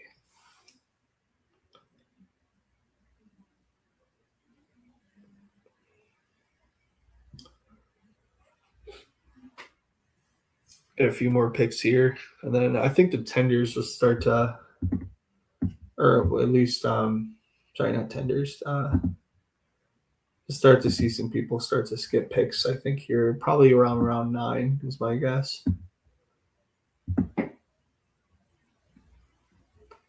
Jiho Song, for Green Bay here. This is a kid who's South Korean and American, so he's a dual national. Pretty impactful player actually for the Junior Ducks. I think he'll be a guy who probably take a couple years on. We'll have to see what he progresses in as a player, but Green Bay again taking another kid that has shown some production at the U15 level and might be a worthwhile selection here. We'll go now to try to rip through here as much as we can. Dubuque is up now. In Dubuque, they go ahead and they take Mason Stonacek, defenseman, another late-born small defenseman. Stonacek, I think, is better than a lot of the defensemen that were taken, even a couple rounds ago. A real key force for Mount St. Charles, I thought was a guy who, in watching, I think I've got, I don't remember how many games we've gotten in Mount St. Charles this year, but at least 4 or 5. But, kid who stood out every time I watched him play, and not for bad things. I think he's just a smart player overall. Again, not super high end, but a guy who's very stable, should do really well at USHL level, and will be a D1 player before it's all said and done. Youngstown now. Who will they select? This draft's really a crapshoot, isn't it? It's interesting though, like the trends that are out there right now, in terms of what we're seeing. There's some players that are playing and playing pretty high end levels that just haven't been selected, which is interesting. I do wonder though if, like I said, the new rule with the USHL, if that is starting to scare some kids away because they have to pay back development fees. Yeah, I mean, is this the new trend? It might be. So we'll have to see what happens here. But yeah, it's so far, it's an intriguing predicament that's developing here. Because I think a lot of these 2010s that are really high end are going to end up going to major junior because of this. So we will have to see here. And I know it's probably a criticism that I don't want to see. I don't think it's necessarily something that the USHL wants to see, but they're finding their way to get players that are pretty decent talents, and this is a pretty high-end league. Like, it's just surprising to see some of these 2010s seeming like their lean is elsewhere. Let me see here.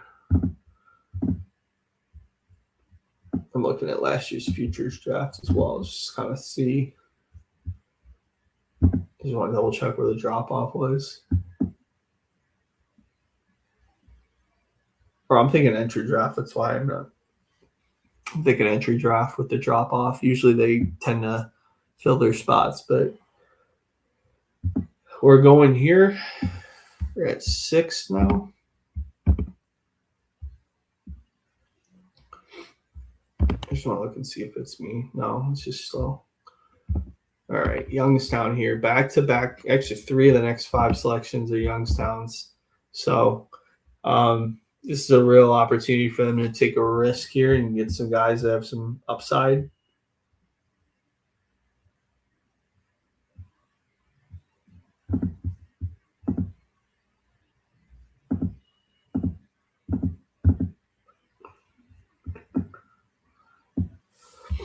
Do these U17 kids start to come off the board now? They may or may not. Youngstown, CJ Sawyer for Atlantic Coast Academy. ACA is a program that's really grown a lot. They seem to be leaning in on Kazakhstani and Ukrainian players too that come to North America. They seem to be a landing spot naturally for a lot of those kids. Sawyer, again, nothing that's overtly amazing in his game, at least at this age. Should be a guy who, will probably find himself a little bit later in the consideration for, the roster there. He a lot of kids that are selected this late now are probably not going to make their roster in their first year. They're going to probably continue their path and, go the way of the slow burn and try their best to, continue to do well here in the rest of their careers. So, sorry, my voice is getting a little hoarse here. I might take a quick break in a few minutes here with the draft trickling a little bit more, just to get some water, and then I'll jump back in. But 11 on here, which is really cool. Really appreciate those that have been on here, and hopefully I'm doing well with the pick by pick analysis. If you're new to the channel, do yourself a favor. I got more streams coming up in the next few days, so continue to subscribe. I'm going to be doing a lot more with the NHL draft lottery tomorrow. I will do a recap of the phase 2 draft as well. That one will probably be a little bit briefer than this one was today. That'll just be because all the picks will be selected. I'll probably pick out the picks that I think were intriguing picks in my view, and we'll kind of go from there. But I think Youngstown's really taking a long time here on the second selection, aren't they? I'm going to go ahead and take a quick intermission just to refill my water, and then I will be right back.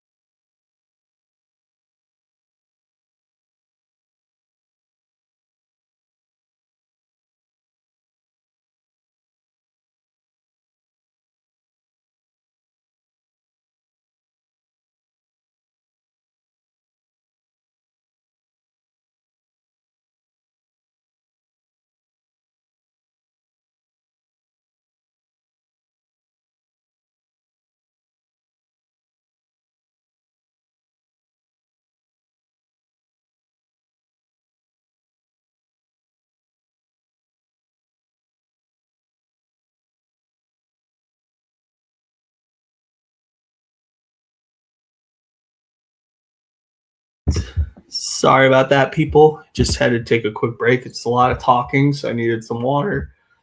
And obviously not much happened here. So Gavin Gus, don't have much on him. Ty McGordy, though, I believe he's related to Rutger, actually. I don't know why or what reasons. But Rutger McGordy, I mean, that's obviously with Ty McGordy, it's cool to see if that's really the lineage. And I'm assuming that Jim, his dad, is probably in some way, shape, or form making that selection. I want to say they are related. People can quote me if I'm wrong, though. William Puglisi, this kid, I remember he stood out very well in the sorry, door open here. I'll shut it.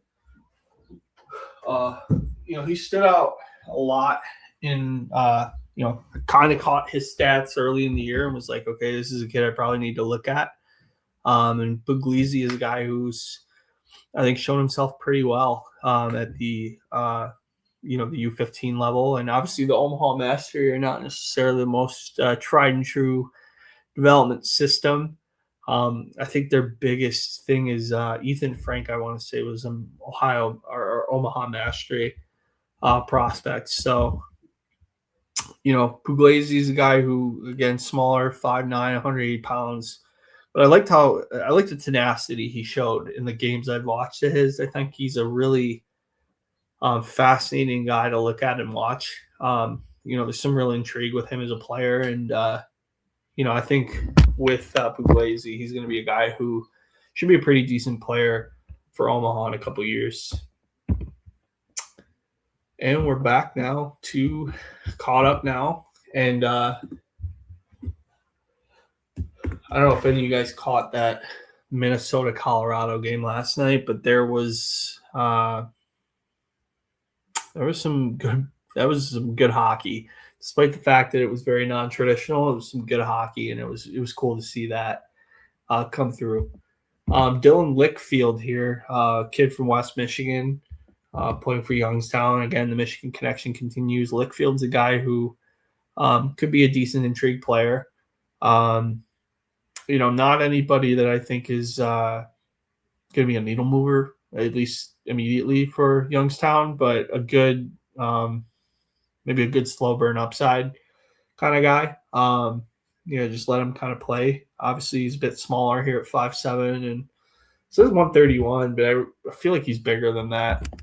And again, he might be old heights and weights in rink net, but yeah. So we'll keep going here, and Lincoln's up now.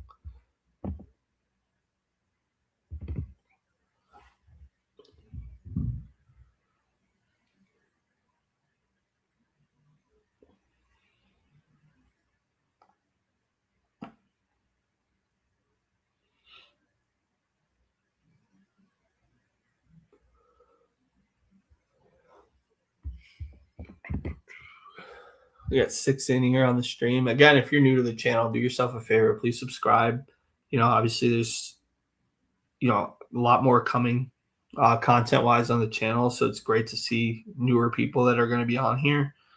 I would expect there's going to probably be a lot more tomorrow, but hey, the fact that I got to 11 is pretty cool. So, yeah, if you're a fan, throw what junior team in the USHL you're a fan on in the chat, and we could talk more about it. But yeah, keep going here. And this draft is like agonizingly slow.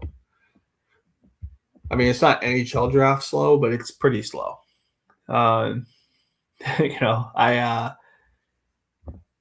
feels like the first round went a lot faster than these rounds have, which is interesting.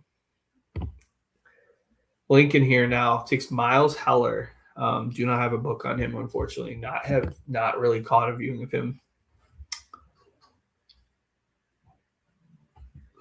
Sorry, I almost burped there. Sioux Falls now, again with a selection. Upcoming picks here. Seems like it's pretty true to form right now, at least in the 7th round. Again, some guys I'm really surprised haven't been selected. Kutsevich, is he leaning OHL? Volsinski seems to be a natural guy for the USHL. Very surprised he hasn't been selected yet. Brody Ruprecht, definitely a USHL guy. Very surprised he wasn't selected so far. Bo Christini, another guy who I think should be selected here. Rui Chen seems to be a guy who would fit in the USHL. Glukik might be a guy who leans CHL import draft, but to me, has been in North America for a few years now. Hasn't blown the doors off by any means, but he's a very good player in his own right. Seems like a natural fit for the USHL. Ryan Porter now. Copy paste, smaller defenseman. It's just weird. Like, there's just a ton of really, really small defensemen in this future draft, which is, again, I know 5'8" isn't small for 15.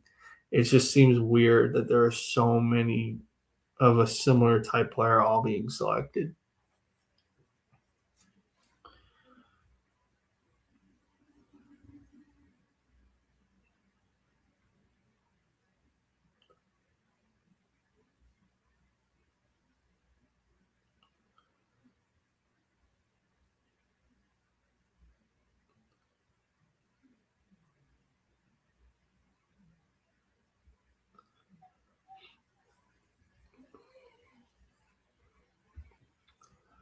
AJ Foyt, selected here by Des Moines.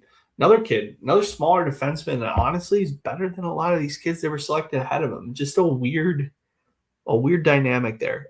Very good selection here by Des Moines. I really like AJ Foyt as a player. Obviously grew up, his dad was very involved in NASCAR racing.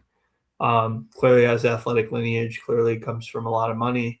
There's a video of him actually in a rink at his house that this rink looks better than half of the community rinks across the United States. Looks better than a lot of Black Bear rinks, that's for sure. We got Robert Decline here. Sorry, I never heard his name sounded out. For Sioux City, I would expect this kid to go to the QMJHL. I don't know that he'll be a guy who plays in the USHL. But Sioux City, taking a bet here on the upside, pretty good player.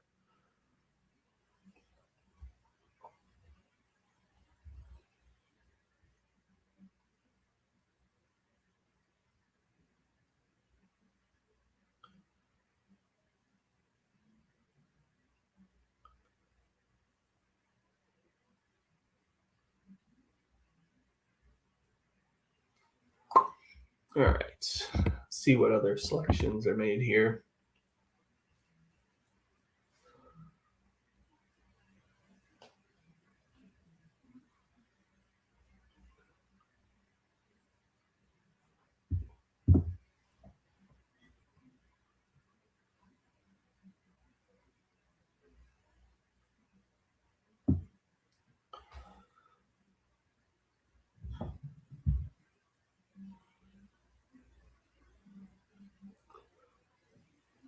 We're just waiting for more picks to come through.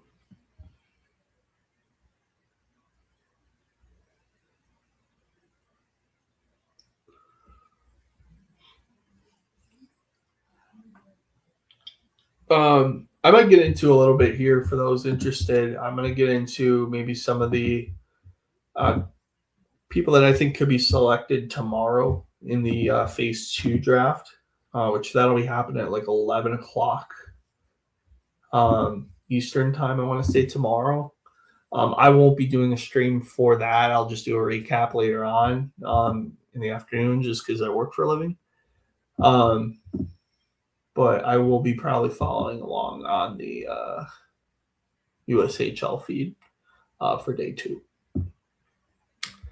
We got Braden Warwick here, another younger player for the Madison 15s U Capitals. Or U Capitals. Madison Capitals U15, sorry. Another player that I think could be an intriguing option for the Madison Capitals. A lot of these programs are really leaning in on their youth academies, aren't they? That might be the new USHL, right? Those kids might be you might be selected eventually in the draft, knowing that you're going to have this full organizational shift there, to you play your youth programming just like they do in Europe. You play your youth programming all the way through with the same group, which honestly wouldn't be a bad thing for the USHL, and it wouldn't be a bad thing for youth development in general.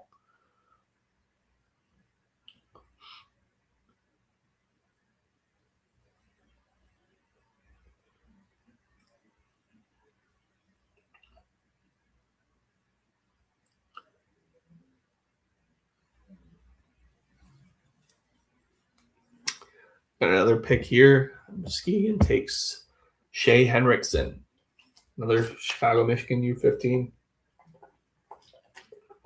I'm going to look real quick. I wonder how many kids off their roster have been selected. Sorry, you might hear the tapping here on my computer. I just want to see. I feel like their whole roster is in USHL. You got 4 of the defensemen for Chicago Mission selected. We have 4 defensemen and 1 forward, so there's 5 there. Clearly, there's real opportunity there for them. Marco Sink, don't have a book on him. At least the defensemen are getting a little bigger. All right, we're 100 picks in. We're almost getting to the halfway point. We'll have to see where some other guys are going to be selected here. I would expect these picks are going to be coming a little quicker. Chicago now at 101. Who do they take?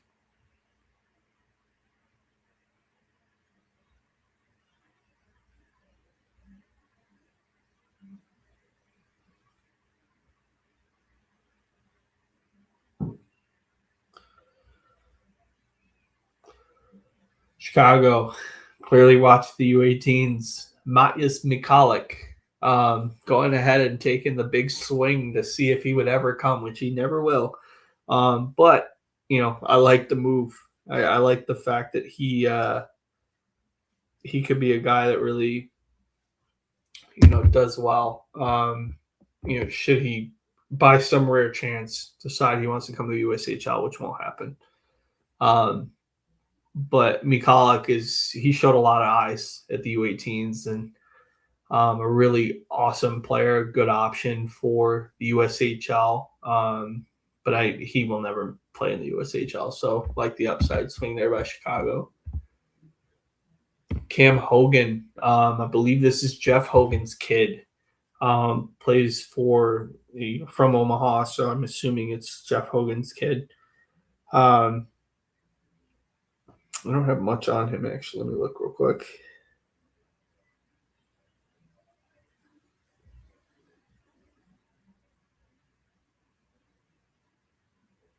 Honestly, a pretty decent player. Yeah, I mean, Cam probably, honestly, that's a good selection there by Omaha. I think he'll be somebody who might find himself on a roster here in the not too distant future. Jackson Hardy for another small kid, 5'4", 117 pounds, playing for Proctor High School. Not a huge book on him.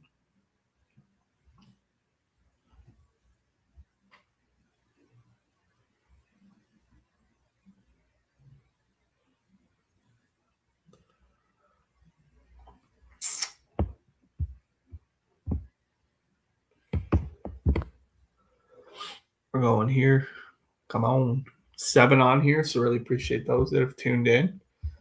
Hopefully you're not boring your night by watching this, but we'll see what happens here with the rest of the grouping here. If you're a follower of the channel, I really appreciate you guys being on here, and hopefully you tune into the later stuff, the rest of it going on this week.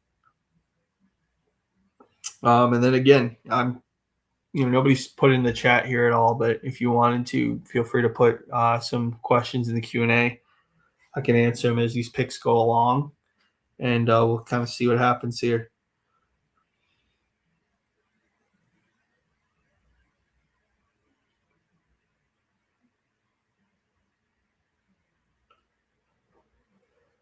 Man, all right, let's see. Nicholas Hahn here selected now. Big kid, wow, 6'3", 190 pounds, 16 years old, playing for those Team Wisconsin 15s.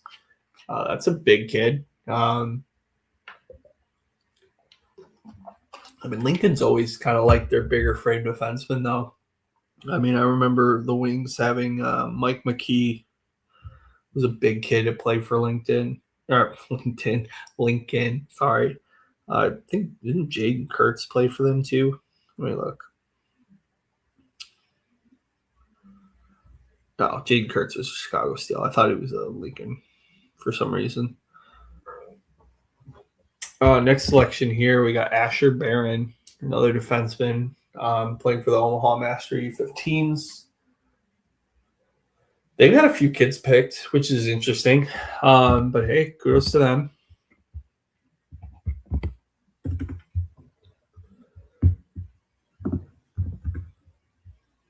We're now in round 8. So we are getting there over the halfway mark at this point. 106, 239. I don't think there may not be always 239 guys, but we'll see.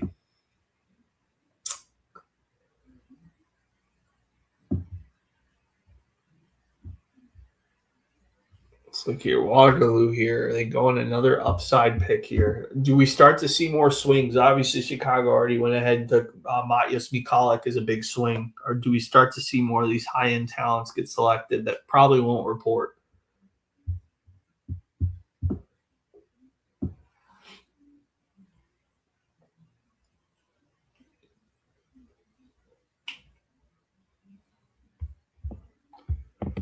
Who is Waterloo taking? Yeah, let me go back here because I'm going to talk more about some phase 2 guys that are going to get selected tomorrow too. I think overall, American wise, you could see guys like Brady Riemann might be selected from the North Christian Academy. One guy I think it would be really interesting for a USHL team to pick up is Trevor Hill. Plays for Portage in the MJHL. I think he'll be a guy that gets looked at. Some other guys, Americans, Michael Caro seems to be a really good goalie, as well as Hayden Damaso, played well at the NCDC level for Pueblo. Dre Narina is a guy who played for Portage as well. Teammates of Trevor Hill. Portage had a pretty decent roster, apparently. We are looking now, and why do we not see? I feel like a pick went, but it just didn't go on the board here.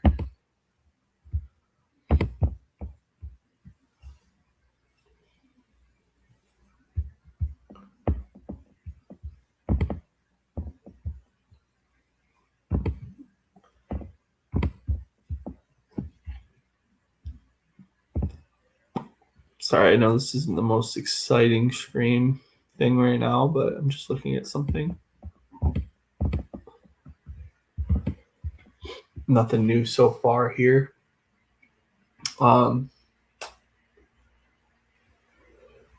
Green Bay now. Let's see if there's any selections here to see what picks are had. We got, I'll be curious to see if there's other selections made here.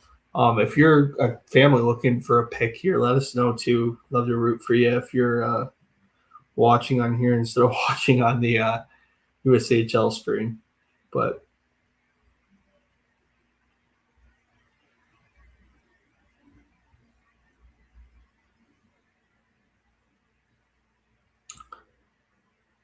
all right, let's see what other selections are made. And this draft is going slow. What is going on? All right, I'm going to take a quick bathroom trip. I will be right back. Feel free to leave your questions off to the side, or if you want to chat more, feel free to do so as well. But really appreciate you guys being on here, and I will be back in a few short minutes.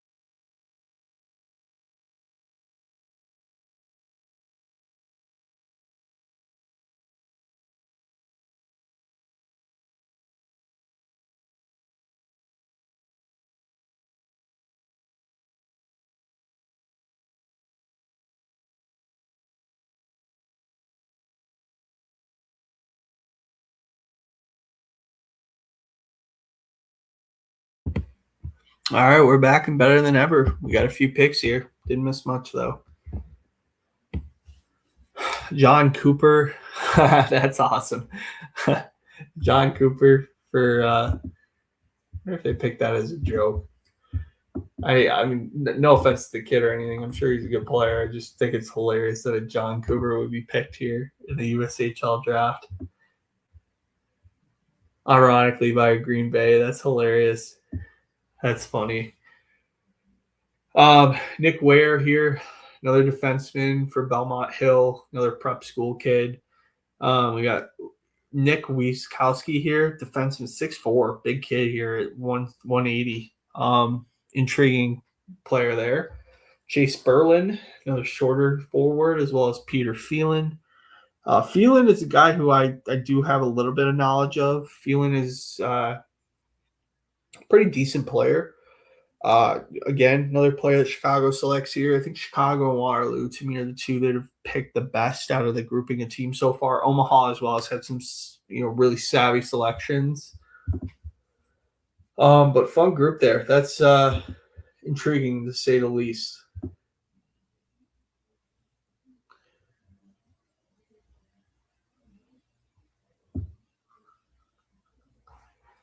All right. And we'll keep going here. Des Moines now. Rolling through. There's got to be some risk taken here. Thoughts on Chicago's draft so far from Brian Schlaff. Sorry, Brian. Thank you for I just missed your question. I really like the Steel's draft so far. I think them and Waterloo, like I said, are the two big favorites. As far as who they've selected, I'm going to pull they've selected off to the side here. I'll just kind of give you a pick by pick, blow by blow. So thanks for the question. Also, be like Brian. If you want to ask some questions, feel free to do so. It doesn't have to necessarily be USHL draft related. It could just be anything. Even if you need a little pick me up. So I'm going to pull up here Chicago drafts right now. So obviously, you start off, MJ Campbell, I think, is going to be an immediate impact player for Chicago. I like Tyler Coons a lot as well. I think he'll be a guy who immediately plays. Campbell and Coons are guys I think will both be middle six contributors. And Campbell might even find himself on your top line by, at the end of the year. Colin Walsh is an intriguing guy too. Keith Pastor, I think he's a really good goalie prospect as well. Like the group so far. So thanks for the question, Brian. And, you should be very happy about your steal. And if you're not subscribed, do so, Brian. I really appreciate it.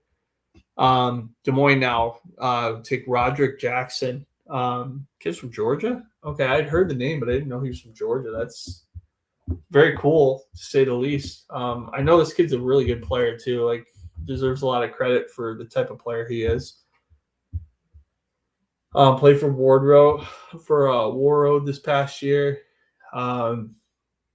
Somebody who obviously is a pretty mature player. Obviously was able to acclimate to Minnesota high school hockey this past year, and did pretty well. Nice savvy selection here by Des Moines. Nice late round find for them. Dylan Knox is the next selection here. Another small defenseman as they keep going. There's some Euros here that still haven't been selected. I'm surprised haven't been selected, especially given that there's been a lot of different players that have come over now to North America and wanted to play North American junior, AAA and midget hockey. It's weird to see, and it makes me wonder if the CHL, this is the new way of the world, where the USHL kids, are pretty beholden to stay. And I think there's a real weird flux here with the USHL right now. That's the immediate reaction I have to a lot of the stuff in the draft so far.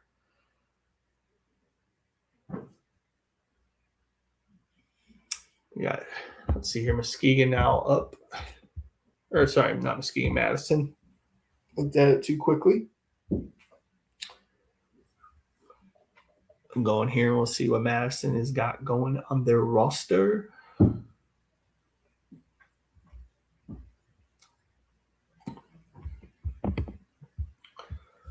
Again, yeah, if you guys have any questions here too, Brian, thanks for the question as well.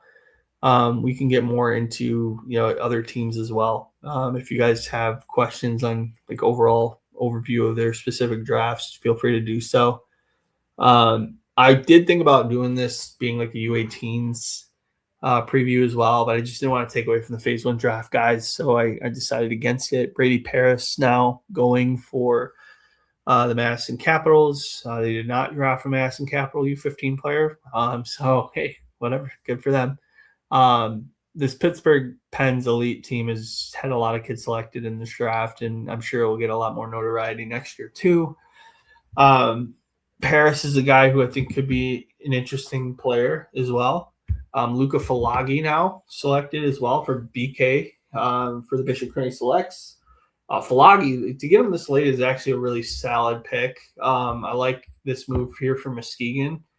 To me, Muskegon's had a pretty average draft. I think he's probably one of the better players that Muskegon has taken so far. But I like the bet on the upside there by the Muskegon Lumberjacks.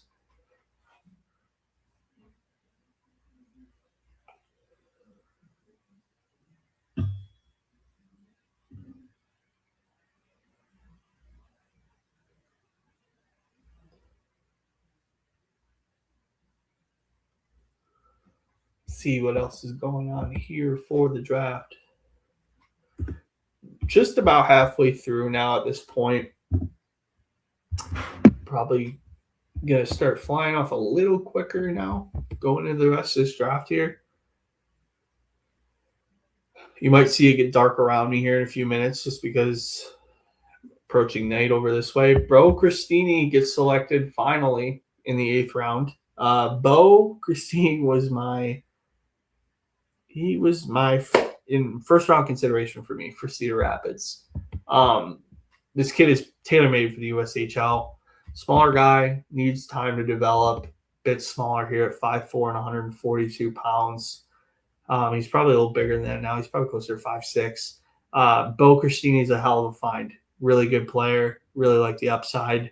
Not surprised at all to see that he gets selected here. That's a very good pick there by Cedar Rapids Rough Riders.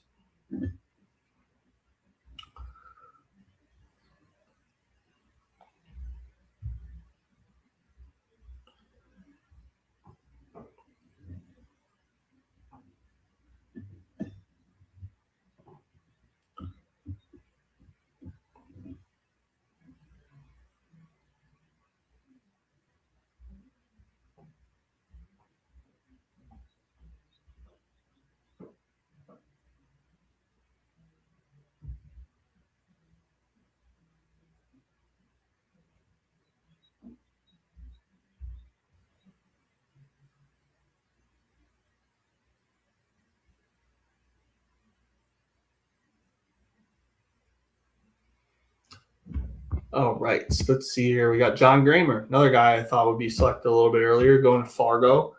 Gramer to me I had him at 19. So Gramer is a really intriguing player as well. Good forward. But these got to be old heights and weights, by the way. Ringnet's got to catch up here because Elite Prospects has these kids at much bigger heights. But Gramer's a kid who has been really impressive.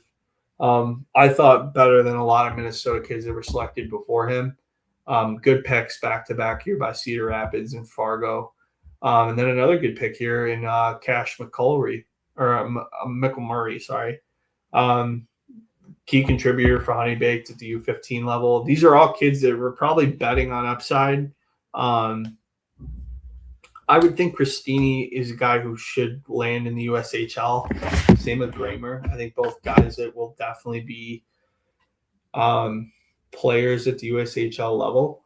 Cash McElmurray, Royal Oak kid, so he's not far from where I am in my home base, but good player as well. Muskegon will really like that selection. I think he's an intriguing option for them.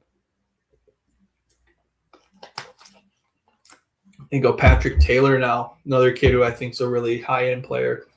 A lot of these kids should have gone way earlier than they did. So this is clearly a situation where these kids are probably evaluating both options. And all these kids should have gone higher. Like the last 4 selections that have all gone higher than they did. Good selection here by Dubuque for Patrick Taylor. I think he'll be all 4 of these guys, if they want to go to the USHL, they will be making their rosters pretty quickly.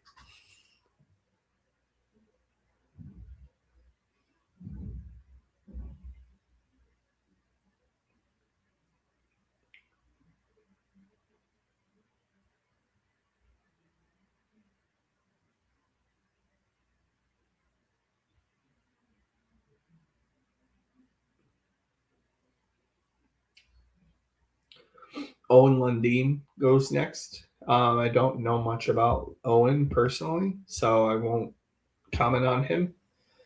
How many more guys here? I got my top 5 guys that I thought would be selected in some way, shape, or form are still on here. My 6th guy is. I still got probably 7 or 8 of my top 10. Or 7 of my top 10 that I thought would be selected by now haven't been selected. A few more, 15 to 20 guys as well. I know at least I'm probably going to have like 5 or 6 kids that probably won't be drafted out of the list here that I have, but, there's a pretty solid group here. And then we got Andre Yolnik.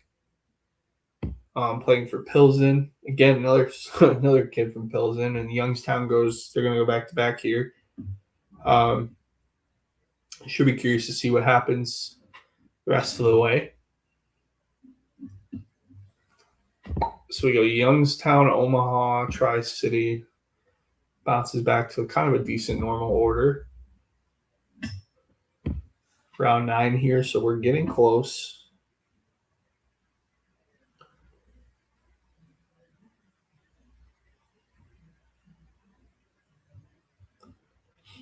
Oh, that was John Cooper's son. That's hilarious. So John Cooper's son was the one who was selected here. That's fascinating. Very cool.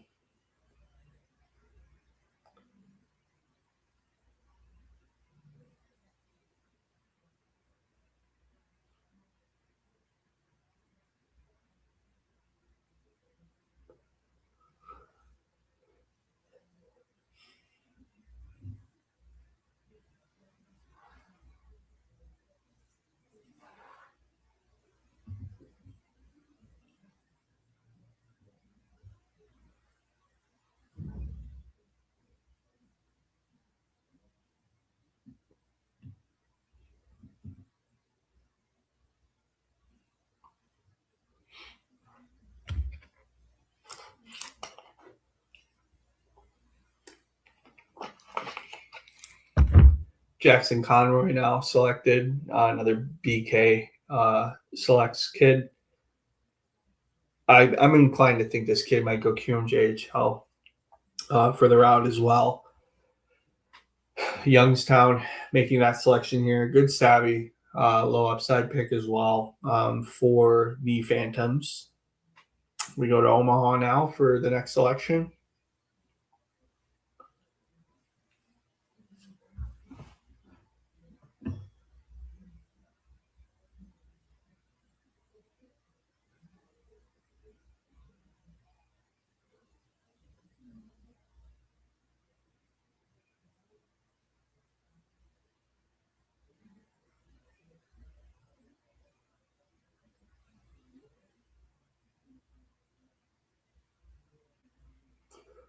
Then Carson Janko selected here for the Omaha Lancers.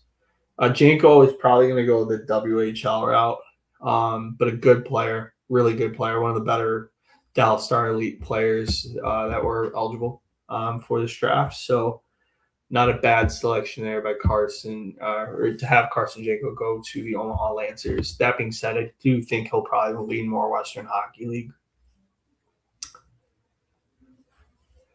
We'll keep going here. 2 hours in. I'm going to stay on for the whole draft, so there's no issues for me to stay on here. If you are new, again, I've said this before, but feel free to subscribe. I got a lot more content coming out in the next couple of days. I'm so real pumped to have people on here, up to 317. So got a couple of subscribers from the stream, so really appreciate those that have been on here and they've stayed so far. Again, if you're new, do yourself a favor, please like and subscribe. Keep following the content. Leave chats off to the side if you're interested in learning more. Or if you're new, don't feel overwhelmed by everything going on. I will explain anything that's new to you too. Pretty open in terms of what I want to share and what you want to learn about. So feel free to put that out there.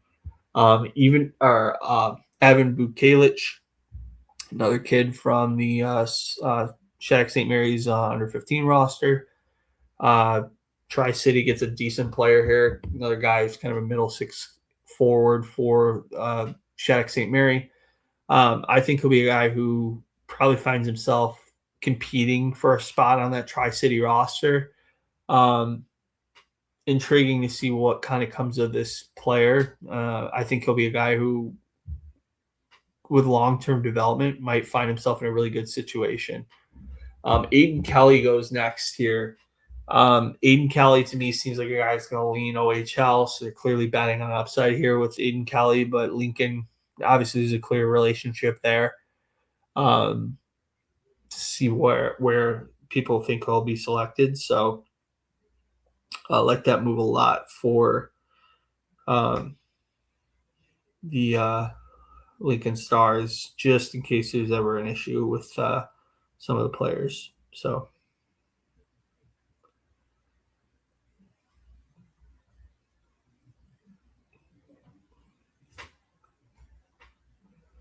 Jacob McKinnon goes here, Chicago. Again, betting on upside. McKinnon is a guy who could find himself in conversations for the number one overall pick in the QMJHL draft. Clearly another bet on upside for Chicago Steel. And when you're fully expecting a player like McKinnon to fall this late, you're just kind of betting on upside and hope. So that's the reason for the selection there. Des Moines up next. 2 hours in here. 6 on here. So I don't know if all you people have all stayed on. If you have, kudos to you. Really appreciate you guys being on here and appreciate those that have followed along, whether you have it sitting in the background or what you're doing. If you have a family member that's going to be potentially drafted, leave it off to the side. I'd love to know more. Would love to have you guys. We'll root for you in the background here. But yeah, it's cool to see there's more opportunity here for these kids to be selected. We'll go now here, 126. It just started raining over by me, so might hear some raindrops in the background. Blake Romo goes for the Des Moines Buccaneers. Romo's a pretty good player. I thought he was one of the better LA Junior Kings I've watched this year. I thought he brought a real impact every time he was out on the ice. Again, smaller kid here at 5'6" and 140 pounds, which honestly, again, these weights are behind, so I probably shouldn't be commenting on their weights and heights. But a good player nonetheless. I think there's a lot of real exciting opportunity for him in Des Moines. I think him and a guy like Chris Pinko, who was tendered by Des Moines, could be a really intriguing grouping in terms of guys that could find themselves on future lines. Good savvy selection here. Good bet on the upside. And I think he'll be a guy who probably plays in the USHL. So, pretty realistic pick here for the Buccaneers.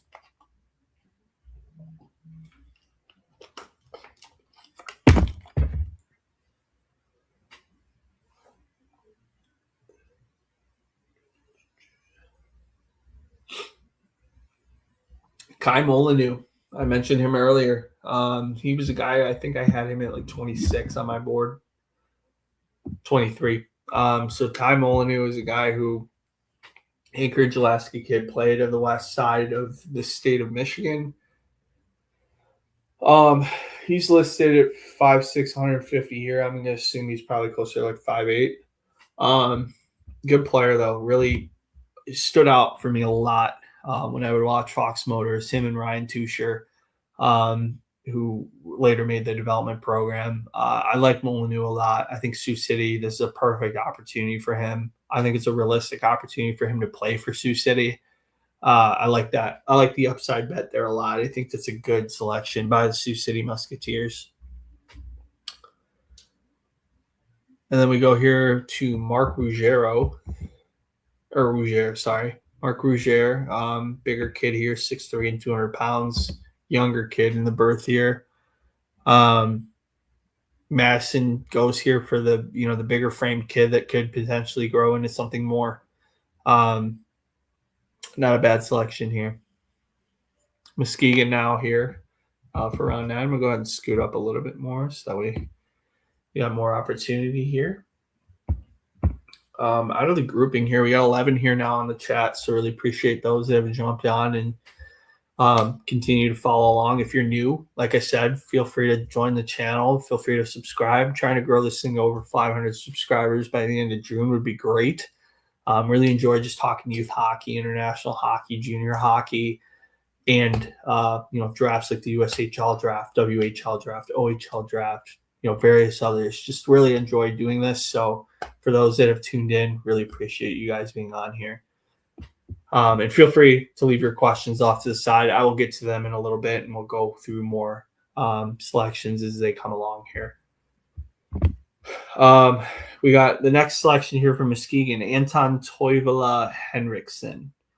Big kid here, 6'6", 207, from Tabi, which is, I believe, a D. It's not even like a J20 region. I think it's actually like a second-tier Swedish gymnasium for hockey gymnasium. Obviously, you're just betting on frame and size here. This should be a really intriguing guy to follow here in the coming months. Got a question off to the side here. Does Grady King have a chance, any chance of getting drafted? Let me look it up because I don't know that name off the top of my head. Grady King, I'm assuming you're talking, okay.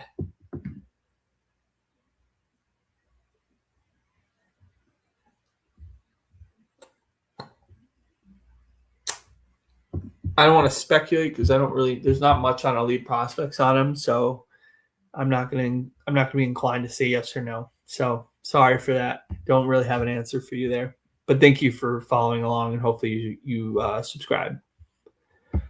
Next selection here, Brady Suppley. Bigger, 5'11" is a pretty decent size for a defender out of Livonia, Michigan.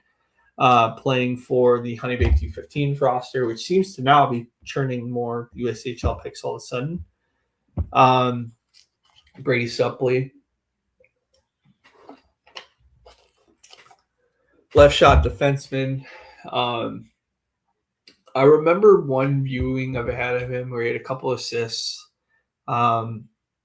Inconsistent viewings of him, so I don't want to speculate too much on his upside, but I think he could be a guy that, given good development, could be an intriguing guy for Cedar Rapids.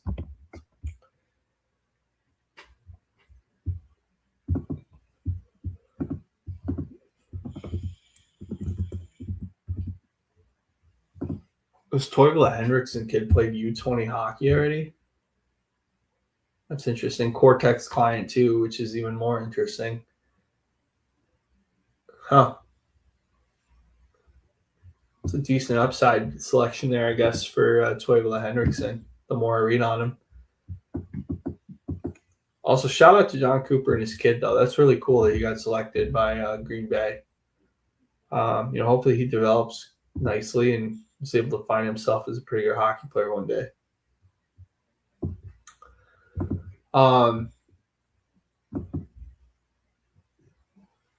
Dylan Rothstein here, selected by Fargo, prep school kid playing for the Taft School. Again, hard to get prep school viewings on a lot of these kids because it's hard to say, where their ultimate upside is and what they're able to do. So I can't speculate too much here on some different guys. Bodie Haynes, sorry.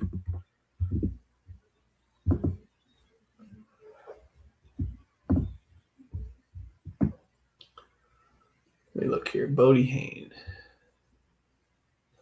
See, Bodie Haynes got a little bit more. So your other guy you mentioned has a little bit more stuff on elite prospects.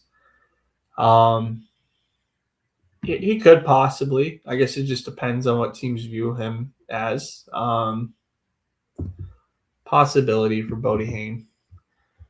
We'll go now here to Dmitry Tretiak for Waterloo. Plays for OJG, so the Oakland Junior Grizzlies.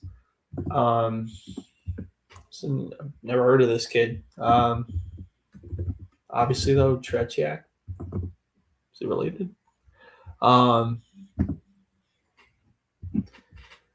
See here, he's probably Russian in some way, shape, or form. Seems like a guy who kind of a low upside guy in my view. Brody Anderson here. Actually, Brody Anderson is on my board, so that was cool to see that.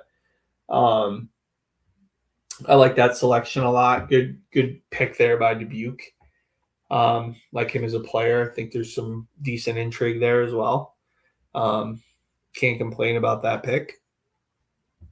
Going now to Sioux Falls here. 2 more picks now, and then we're going to be going to round 10.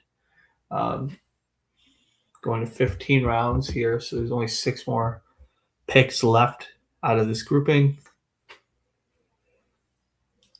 Again, keep asking questions off the side if you're interested.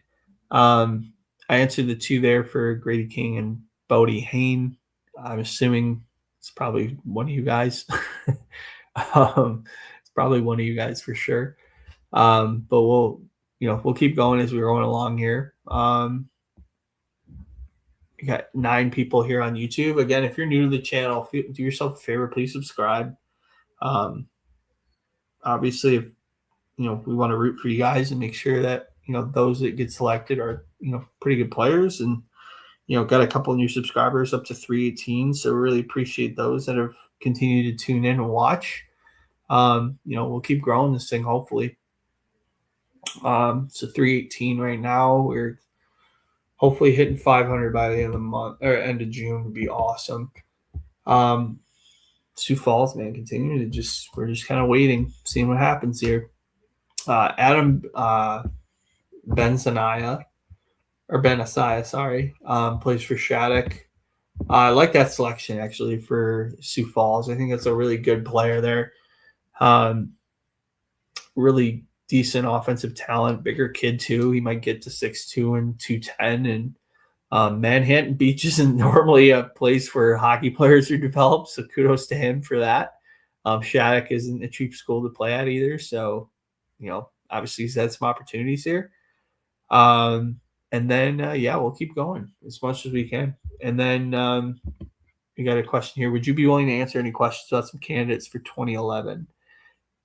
Yeah, I mean, if they're pretty high end names, I could try. Granted, I'm not going to know a lot, but if I know them decent amount, yeah, you can ask them. Blake Stevens now, Honeybakes U15 player. Again, Michigan continuing to get poached for, more kids going to Youngstown. Honeybakes U15s. Stevens is a guy who I remember him actually having a pretty good game in the game I watched him. Like his overall game I think he could stand to be a little bit more effective as a offensive contributor. So we'll see what happens here, but we'll keep going.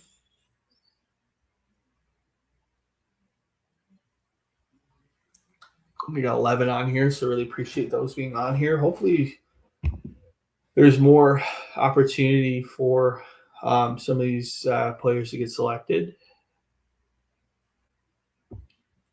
We got Branko Petrovic, goaltender, big kid from Fargo, or going to Fargo, I should say. Sorry. Branko Petrovic. I remember seeing this kid's name have not. Obviously, it's pretty much impossible to get views on some of these kids. But I remember seeing this guy mentioned. I want to say he played the U18s, or he was going to play the U18s, but Petrovic is, I mean, he's got decent stats. He's played, mostly U20 hockey. But I mean, I would assume if he's selected, he's probably got some lean in some way, shape, or form to the USHL. So might be a guy that's brought to camp and kind of gets a look. The next year, Oleg Yevplov. Take a look at that name. Don't know anything about that particular player.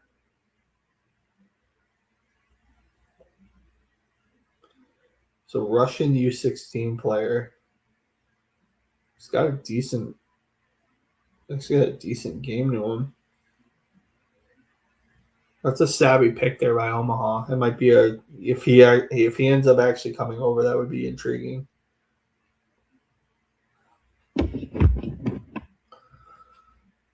We'll keep going here. Again, yeah. You guys have any questions? Again, feel free to leave them on the side. We could talk more as we're getting through here the remainder of this, and then we'll talk more as things come along here. We got Jonathan Jalkovic. I don't have a book on him. I don't know much about Jonathan Jalkovic.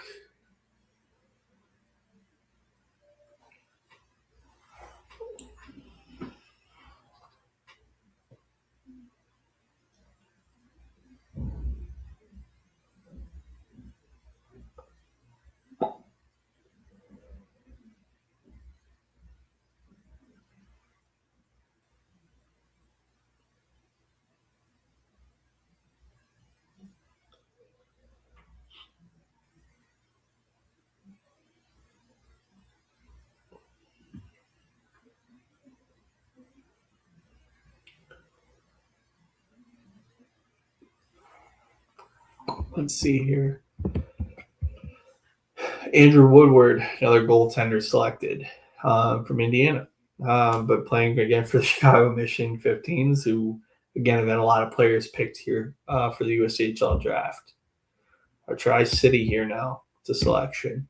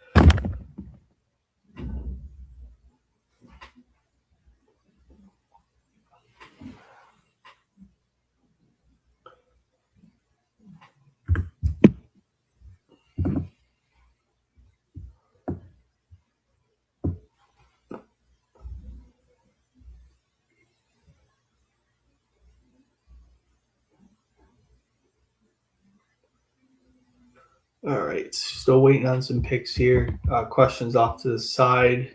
Nothing yet so far, so feel free to keep asking them.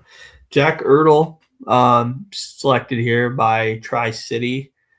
Ertl is a guy I think could end up playing in the Western Hockey League draft, so I think that's purely a way to mitigate risk.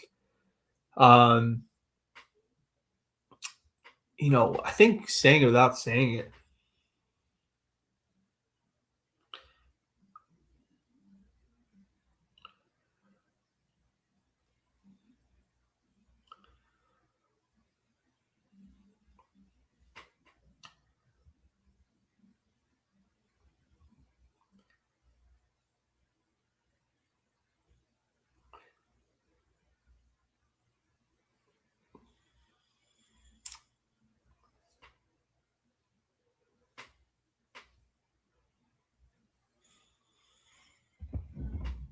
What is this here? We got Yaka Milanic, 6'6", 176 pounds.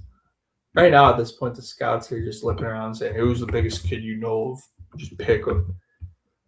Like, it's just weird. This kid, Czech under 17 player, good stats. I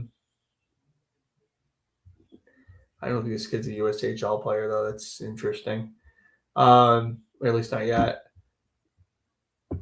You're picking him purely to make sure you have his rights. Des Moines just taking huge swings at this point, which credit to them. That's what you should do late in a draft.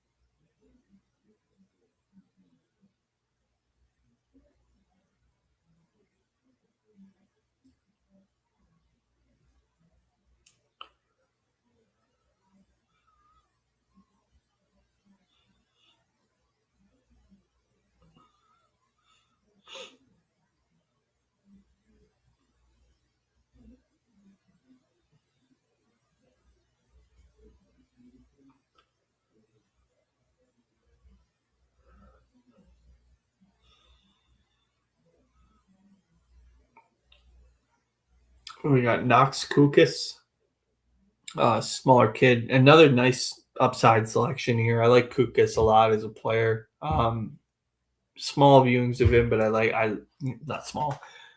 A few viewings of him. Another good savvy late round pick here by Sioux City.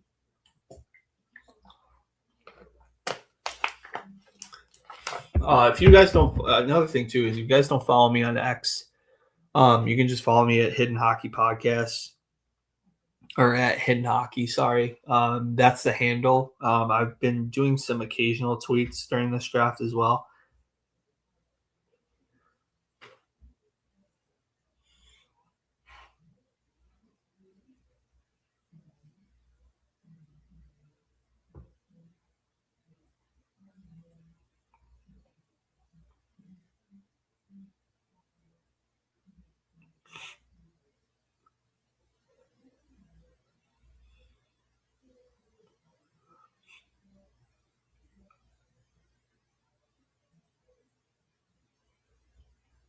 All right, let's see here.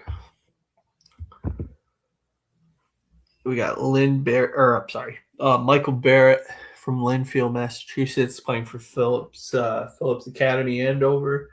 Pretty good program. Don't have much on Mr. Barrett.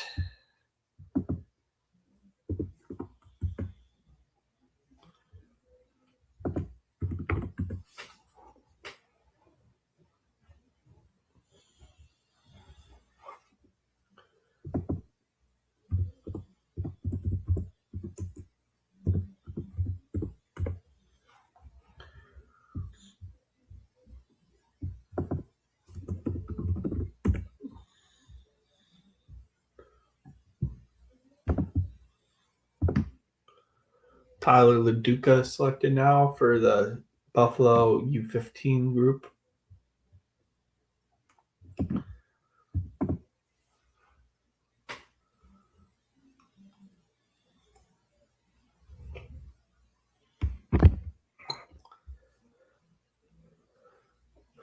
Keep rolling here.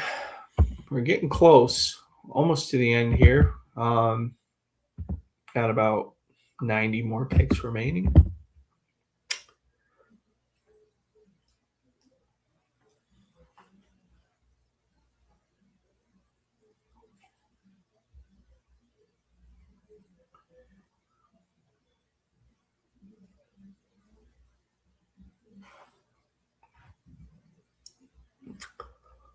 All right, Cedar Rapids up. Let's see what raw European players will be selected here.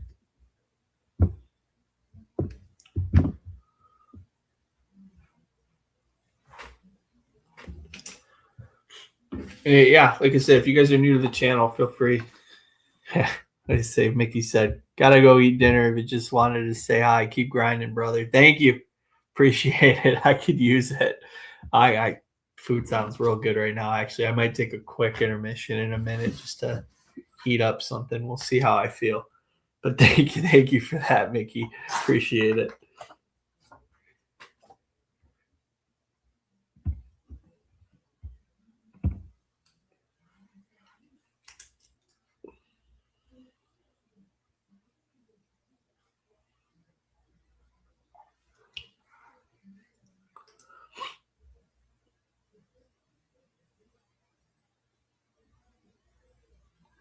All right, we're going to keep pushing along here.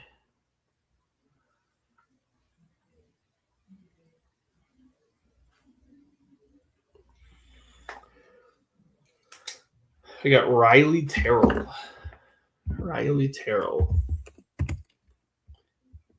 Don't know much on Riley Terrell.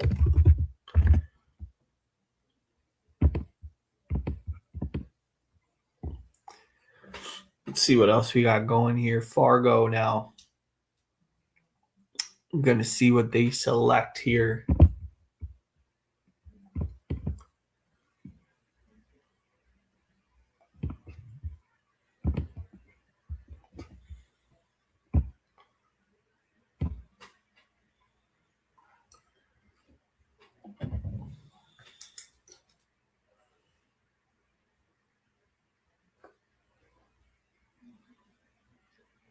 Zane Medlin here. Medlin was in my my list here as well. I got Medlin here at 5'10 and 165 on Elite Prospects. Fargo, again, really savvy selection here by Fargo to take Zane Medlin. I would expect him to be a guy who makes a USHL impact as soon as next year. Good selection here by the Fargo Force. Zane's a really good player. I like the upside there. I think he's got some good intrigue for sure. I'm going to answer that question in a minute. HGG. I'm just writing something down real quick, and then I will answer that question.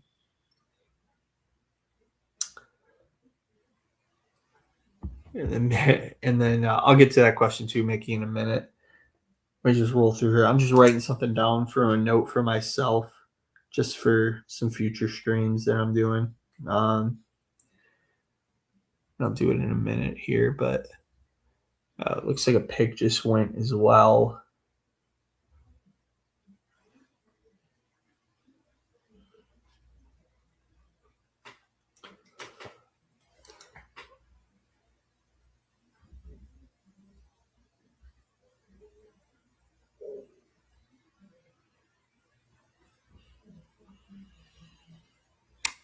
All right, so we'll go back here now.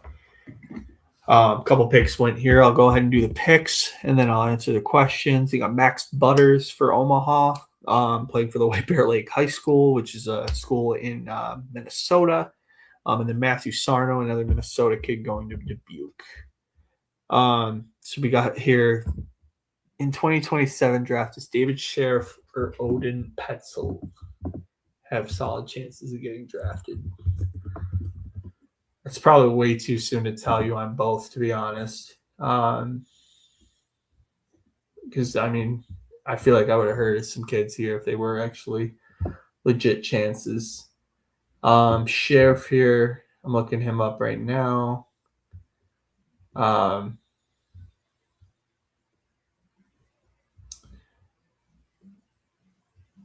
It's hard to say. I mean, I think you guys still got a lot of runway still. I'm assuming you're asking for friends of yours. I wouldn't say give up or anything. It's just a lot of runway still for both of you. And then Petzel. I mean, statistically, Petzel looks like he might get some pedigree. We'll see. You know, I mean, pretty impressive stats here for Odin. Petzel might. I guess it just depends on what teams look at him.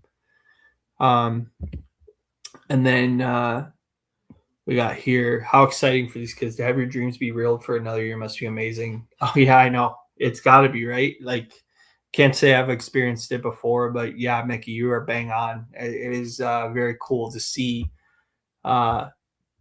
these kids kind of realize their dreams too. It's that's why I love watching and covering the stuff, because somebody down the road might be like, hey, listen, you mentioned me in a stream before, and it was the coolest moment of my life. It's part of the reason why I do this stuff. But you're bang on, Nikki. Let's see here. Bo Skelton now selected for Sioux Falls. Pretty good player. Like his game a lot. I think he fits well for Sioux Falls. Henry Cooley. Don't know much on him. So I will take a look at Mr. Cooley. Just kind of get an idea of what I'm looking at, because I don't know anything about him offhand. And then Carter O'Gara, another Chicago Mission 15 roster, another kid finding himself in that conversation. It'll be cool to see what he's able to do. A little bit smaller kid as well. All right, 11th round. Let's see what we got going here. 11th round, we got Omaha.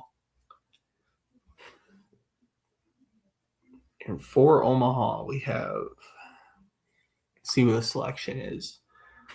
Selection is Hollister Wallace, playing for the Indiana Elite 15s. I'd seen this kid's name pop up a bit in the scoring charts over the course of the season. Pretty decent player. Omaha seems to clearly be going for some kids that maybe are high offensive contributors, but maybe aren't as known. It seems to be their lean draft-wise. So not a bad move to try and go after that if you can. 153 here now. We're going with Tri-City. It's interesting. I would love to know kind of the backstories of some of these kids as to why some of these aren't being selected, because there's a few really shocking non-selections in this right now. Like I think Walker is probably leaning OHL. Alec Walker, for the record. I think a guy like Kutsevich might be leaning OHL. It might just be like a reason for that. Volsinski must be leaning CHL. And part of me thinks with some of these European kids that have been selected that they're actually getting looked at for the CHL import draft. They must be doing something with that, because it really does not make sense that some of these kids aren't selected.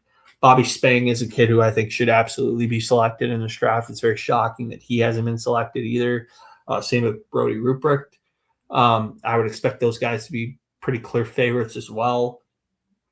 Outside of that, a lot of these guys have actually been selected. Brian Wallace is a kid who played for South Kent this past year. Bigger kid, 6'3", 212 pounds at 15 years of age. Just got through AA hockey, played AAA for the first time this year. I would expect him to be a guy that's looked at as well. A kid who plays in Vegas, Hardy Huffman. I would have thought he would have been selected as well. It's very intriguing that we're not seeing that. Next pick here, Luke Hartman. Just mentioned South Kent. Played for the same team that Brian Wallace, like when I just mentioned. He gets selected here by Tri-City. Got Lincoln up now.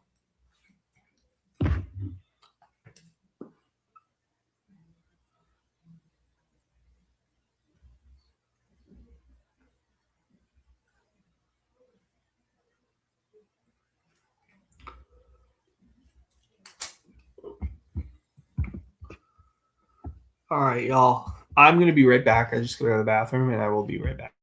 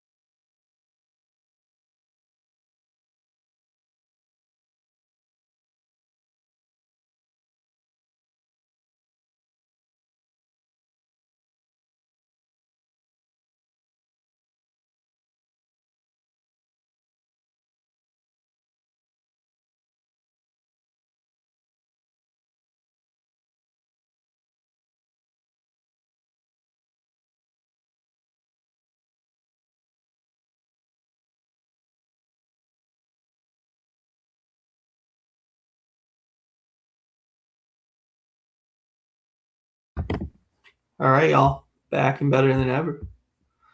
Let's see what we can do here for some selections. We got a big kid here, Ryan Oversky, 6'5", 190.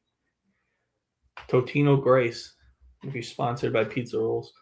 And then Elias Hopeman, selected from Mount Charles Academy in the great state of Rhode Island. So those two were selected here. We can keep going here, but we're cranking out as much as we can. Again, draft all of a sudden is getting agonizingly slow for some reason, so we're just working through what we can. Sioux City now on the board here at 156.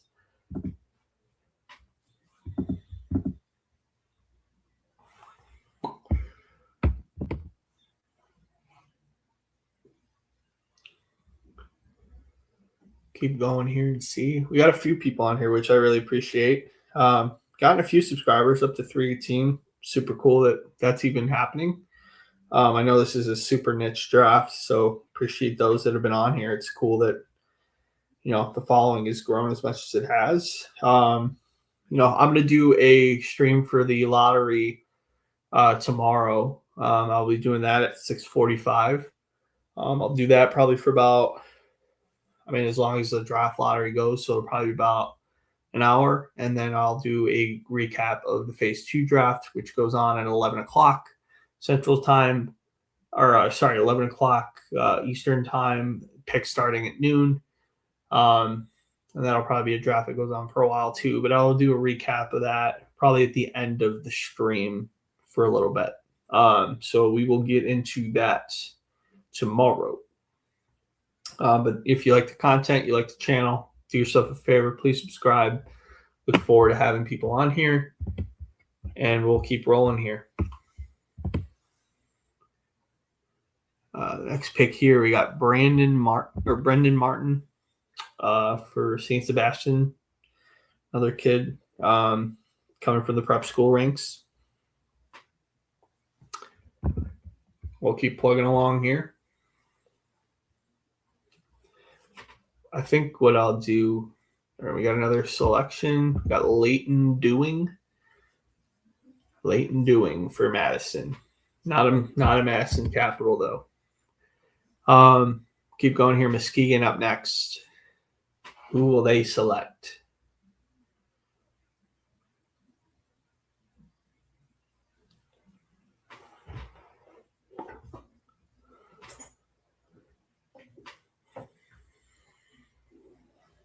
Got a few people that just jumped on. Hello. Feel free to leave questions off to the side if you can't.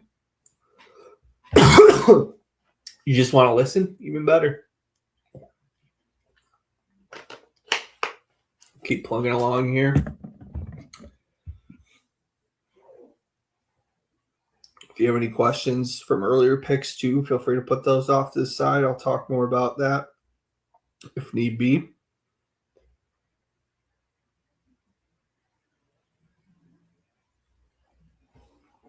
Let's keep going. Got Lucas Andrecho for Dubuque, their junior B system there. Andrecho is he's an intriguing player, actually. This kid's got some NHL upside. I definitely think if they were able to land him and get him over to North America, this would be an amazing pick for them for Muskegon. These are the kind of upside picks you have to make in the late rounds of the USHL draft. Andrejko is a guy who I think could do really well in the USHL if he decided to come over at all. Is it likely that he comes over? I would probably put it at like a 5% chance of him actually coming over. But that being said, Andrejko is a guy with, for 2028, he's got some pretty legit upside. So that's a pretty savvy, deep cut scout move to take Andrejko. Got Cedar Rapids here at 159. Who will they select? And then just keep plugging along here. You might see some more opportunities for some of these kids to be selected.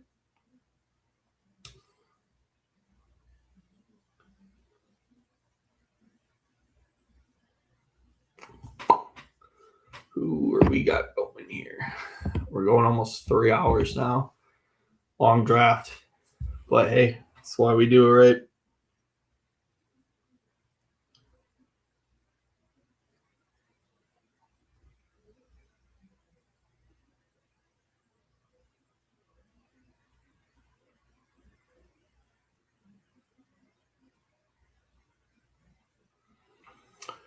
All right, let's keep going here. Keep plugging along. We're almost through round 11. I think we're over halfway through. Yeah, just about. Fargo now. Oh, wait, then we got TJ Petropoulos. Shorter guy, 5'6", 168. It's a pretty stocky kid. Playing for Milton Academy at the prep school level. That's all I got for PJ Petropoulos. A lot of these prep school kids, unless they're really highly ranked, I'm not going to know a ton about them.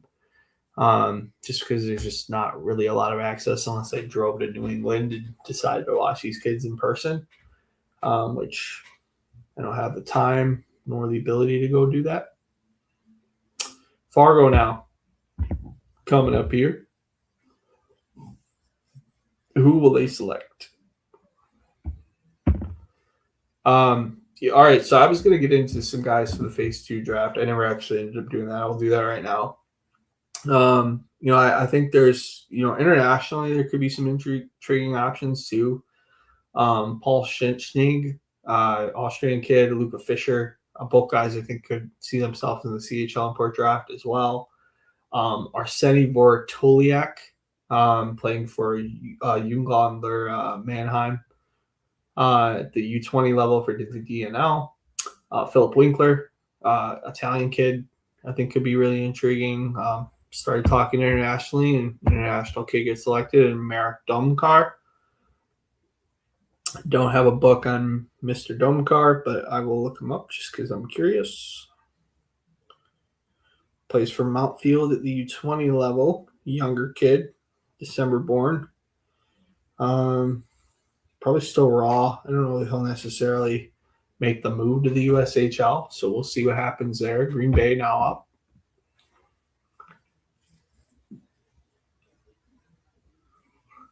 We got Mason Bricker. Yeah, Mason Bricker for the Mount St. Charles Academy. Again, decent player. Mount St. Charles produces a lot of kids and has produced a lot of people over the years. Mount St. Charles was really good in the 90s. Produced guys like Brian Leach, Brian Boucher, Brian Berard. A lot of Brians, apparently. There's a few other schools. There are a few other guys they produce that made the National Hockey League, but usually a pretty prominent. And now, went through that dormancy period, but it seems like they're resurging now to produce some really great talents out of Mount St. Charles. Dubuque now getting close to the end of round 11. They take Ethan Machado. Machado was a kid who, honestly, I had a lot more intrigue about him earlier in the year, but he did struggle a lot at the prep level. Dubuque takes this kid, I think, looking at his earlier upside in the earlier parts of the year. Machado was a really good player, I think, coming into this year. I think he did have a disappointing year to his probably recollection as well. But there's a good player here, a really intriguing and skilled player here. Smaller guy, obviously, but, I think a worthwhile selection for Dubuque. Clearly somebody has had eyes on him for a while, and I think it's a worthwhile look for sure.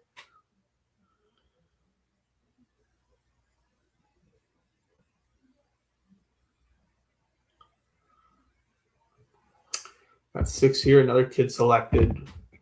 We got Thomas Hayek from HC Pilsen. What is with HC Pilsen, man? There's a lot of kids selected here. Sioux Falls again.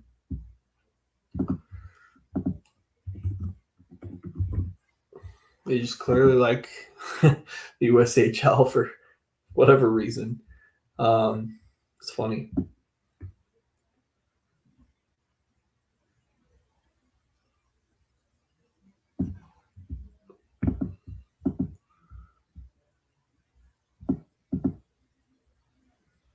Rolling through here. Jack Hare gets taken by Youngstown. Hare is a kid who probably will go the OHL route. But I like the bet here on Jack Hare. He's a really good top forward guy at the junior level. Good elusive player as well. I think there's some good intrigue in terms of what he can bring. Like that selection a lot, actually. I think that's a really, really savvy move to consider having him here for Youngstown as they continue to pull from the Michigan well. Benjamin Wolfram, kid who played for Chaska at the 14U level, which is an intriguing level there. That's not normally where somebody gets selected, so we'll look him up. Obviously, somebody who's got their eyes on him. And I know the AA level in Minnesota is a lot better than most. Yeah, interesting stuff.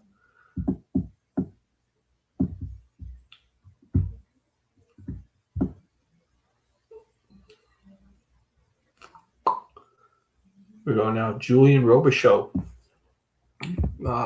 Taken here. Another kid who I think could be a QMJHL draft pick. I'm curious to see what they're able to do here with him as a selection.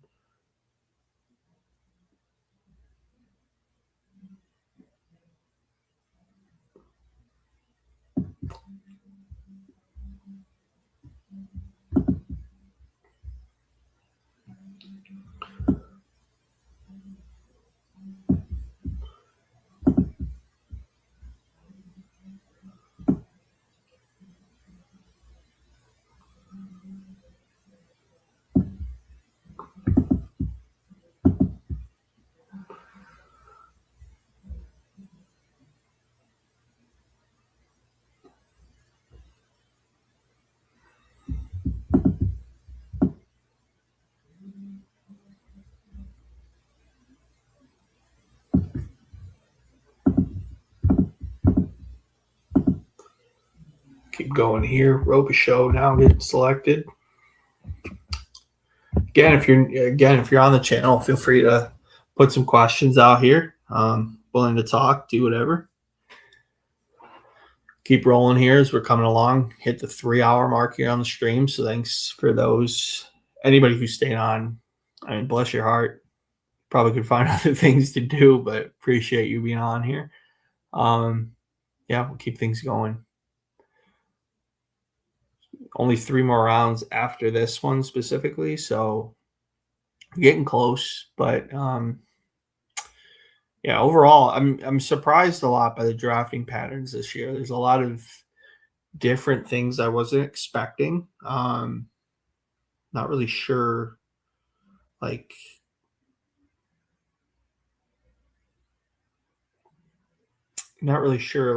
certain teams have drafted the way they have.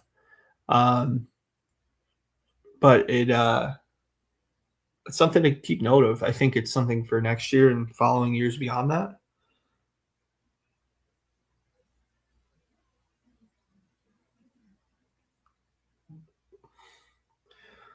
So look here, we'll keep going.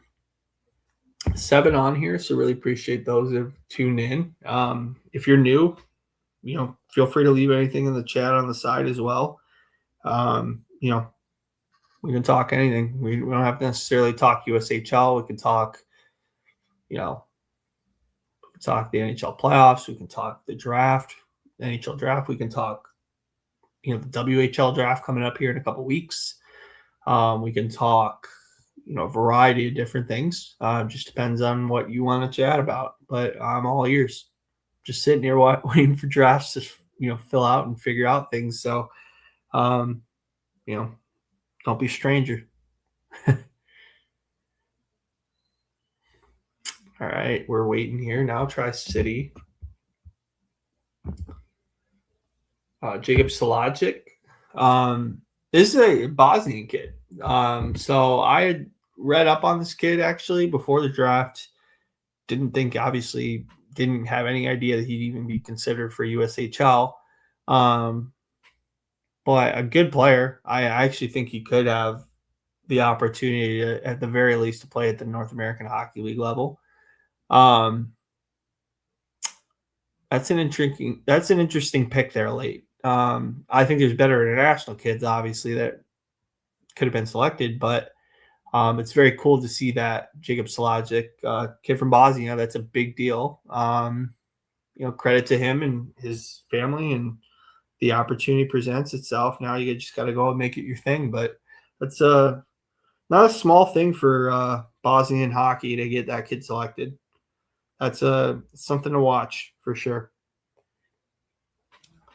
So congrats to Salajic on that. And if you're watching, hey, we'll be rooting for you here. So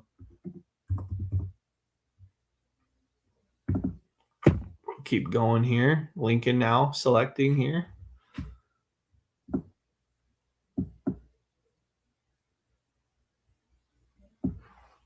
We got 9 here in the chat. So hello for those in here. Appreciate you guys being on here. I know a lot of people are probably watching late. I'm 3 hours into the stream, so apologize. My energy isn't the strongest. It's probably better than I thought it would be, though.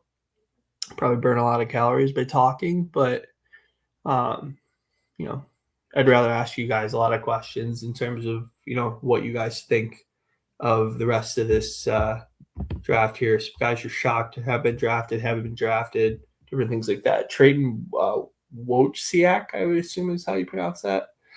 Playing for Hermantown, just got selected. Don't have a knowledge of him at all. Keep going here, though. We're just plugging away here. 10 on here for the subscriptions. And sorry, not for those on the stream, I should say. Sorry. Again, if you're on here and you enjoy what's going on, feel free to subscribe. Free to let me know what you think. If you have any questions, feel free to leave them off to the side too. I'm assuming the USHL stream must be taking a break. This must be why I'm getting like latent people in and out. But if you're new to the channel, feel free to subscribe. Really appreciate those being on here. Eli Bimmerly is the next selection here for Des Moines. Bimmerly is probably a guy who will play in the Western Hockey League. I think he's a great player. He's definitely somebody who deserved to be selected today, no question, even at like a low risk proposition. I like the idea of having him selected. I think he's a good player. Definitely has some NHL upside for sure as well. Not a bad pick there by Des Moines. Probably following the route of Chicago, taking these high upside kids that deserve more credit. And kudos to him for doing that. We'll keep going as we're plugging along here.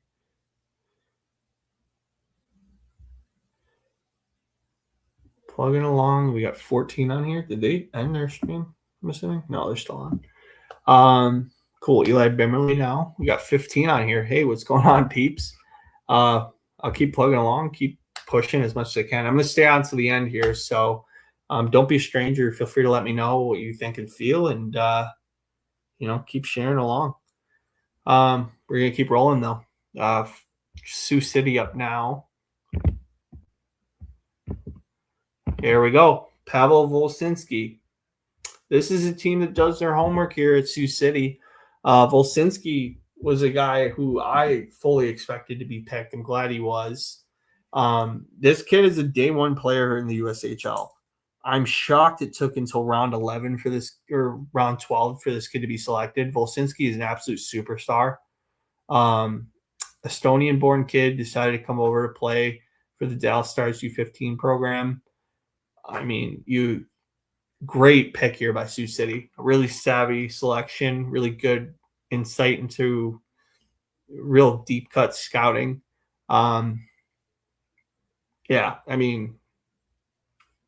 This is a perfect pick for Sioux City. He should be playing on their roster, no question. Very, very, very good pick there by Sioux City.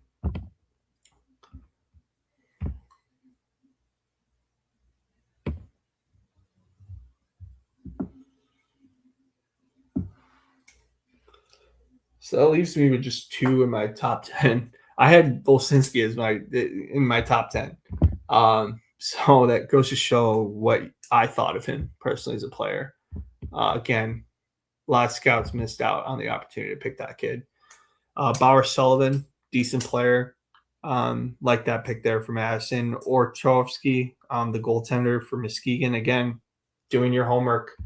Muskegon making a very good selection here. Orchovsky is a good goalie. Really like the overall skill set, good upside. I think one of the better goaltending prospects that are available. Like the selection there a lot, actually. I think there's a lot to like with Mr. Orchovsky. We'll keep rolling here, though. Cedar Rapids going to be coming up here.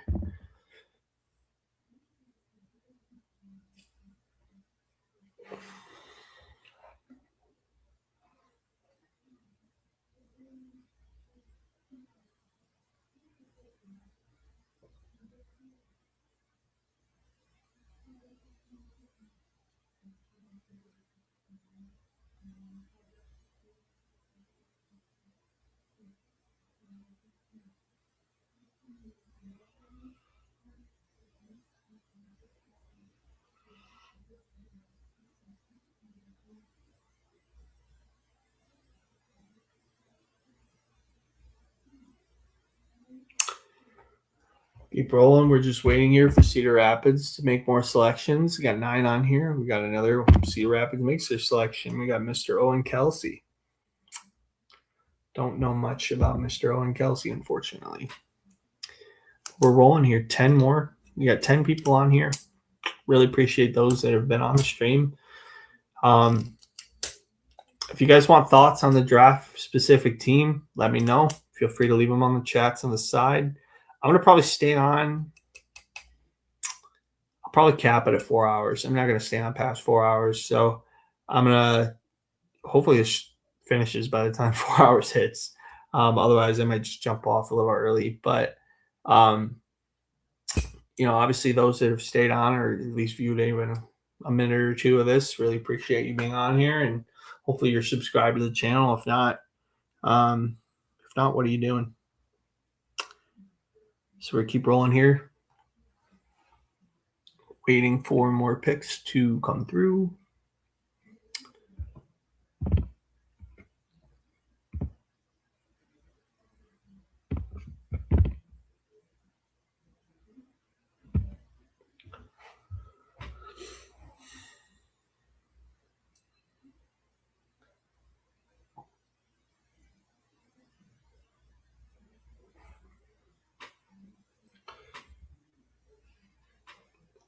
So, yeah, the top 5, obviously, are not.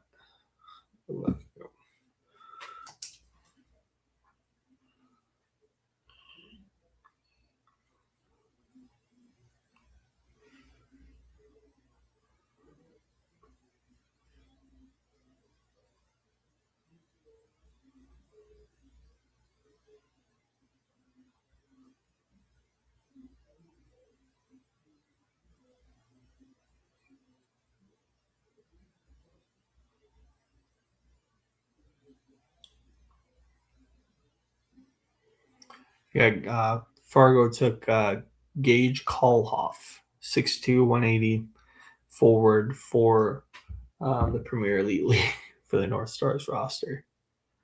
So keeping it rolling here, 3 hours in. Ye doggy.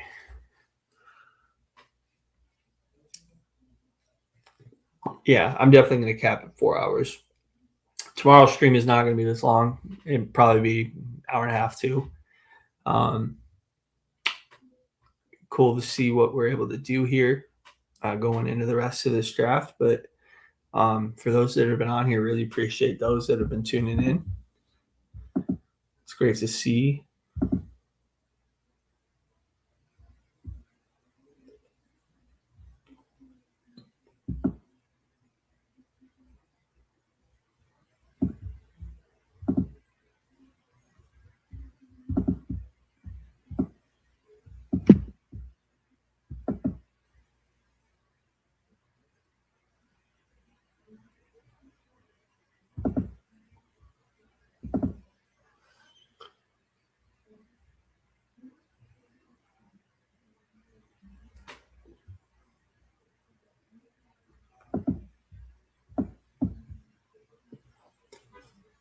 right, so we got a few more picks selected here. Two kids I'm very familiar with. So Green Bay takes Connor Reed, the goaltender from the Buffalo Junior Sabres 15s.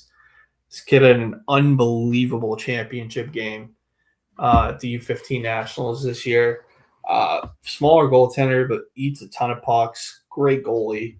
If he were to come to the USHL, I think that would be a fantastic move for Green Bay. Great bet on the upside here. Dubuque goes and gets Miraz Zumabe, Kazakhstani-born kid playing for the Pens Elite program. Like that pick a lot. I think there's some good upside betting there. Lucas Mork, don't have a book on him at all, but it's cool to see that's coming through very well as well. We're now we're almost at the end of round 12. We're getting there. We're pulling through here. We got a few more picks remaining, getting to the point where we may look at some nepotistic picks at this point. But hey, credit goes to these kids for even getting selected. It's better than any of us have ever done probably in the chat. So we'll keep rolling though. Keep rolling, doing what we can, and just plugging away here.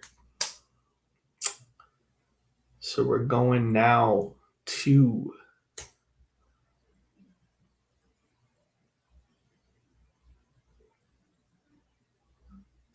we got 6 on the chat here. So we will plug away and see what things are going on.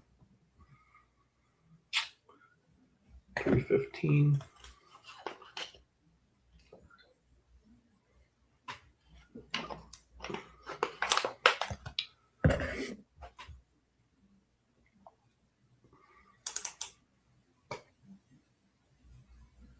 Right, Youngstown waiting and taking their sweet time, so we'll see what is going on there. We got 7 now in the chat. Hello, peeps, for being on here. Really appreciate you being on here, giving me the views. If you like the channel, do yourself a favor, subscribe. Deserve some commitment for even having 3 hours on here, honestly. Just give me a subscription just for that. So we'll keep plugging, though. We're working through it, doing what we can. Like I said, I'm going to cap here at about 4 hours, so I'm not going to get too crazy here. If around 15 hits and I miss a few picks, it is what it is. So, yeah, Youngstown now. Waiting for them to make their selection.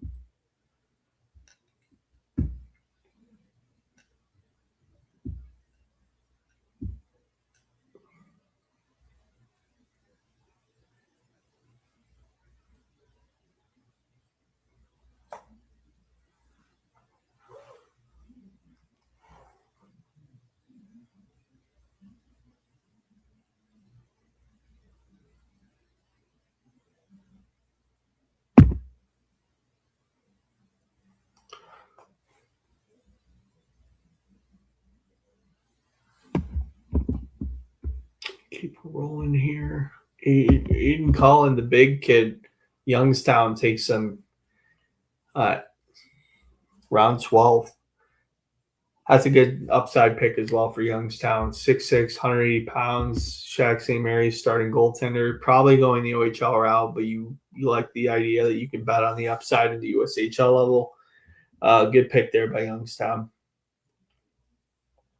And the thing is, too, is like these aren't throwaway selections for these teams that take these kids that might not report. Like, there's a real good opportunity for some of these kids to do well. And it's a credit to them as players. Like, it's nothing you take lightly, that's for sure.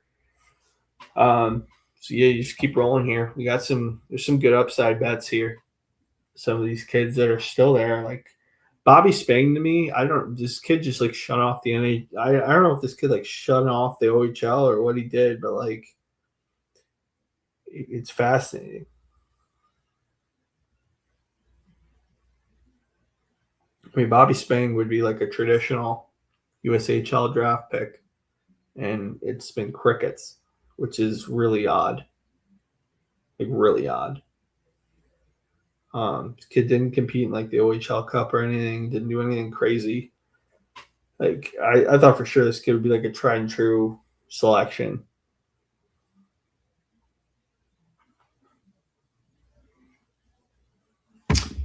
We got some more upside bets here. We go to Luka Krizanovic. I love this selection for Tri-City. This kid's a stud.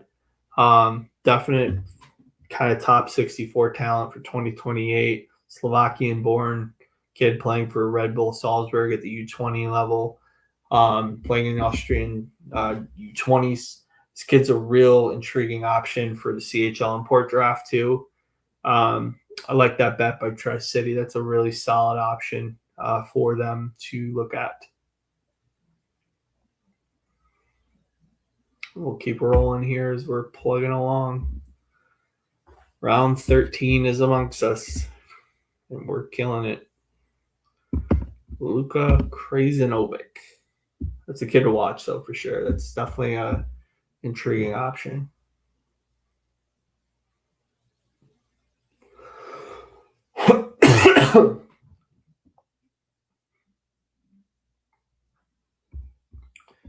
Again, any questions, feel free to leave them off to the side in the chat. Would love to hear more from you guys.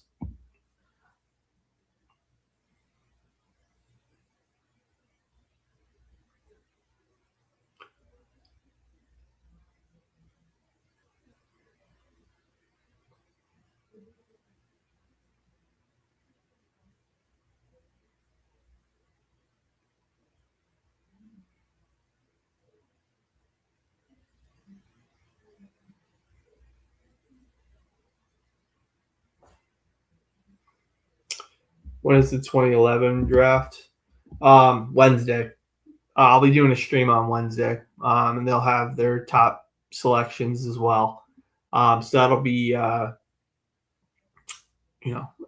be Wednesday. So just tune in 6:45 on Wednesday, and I will have that for you. Another selection here, Mason Gabler, bigger kid from Madison Capitals. I'm surprised Madison didn't take him. Des Moines now up for selection.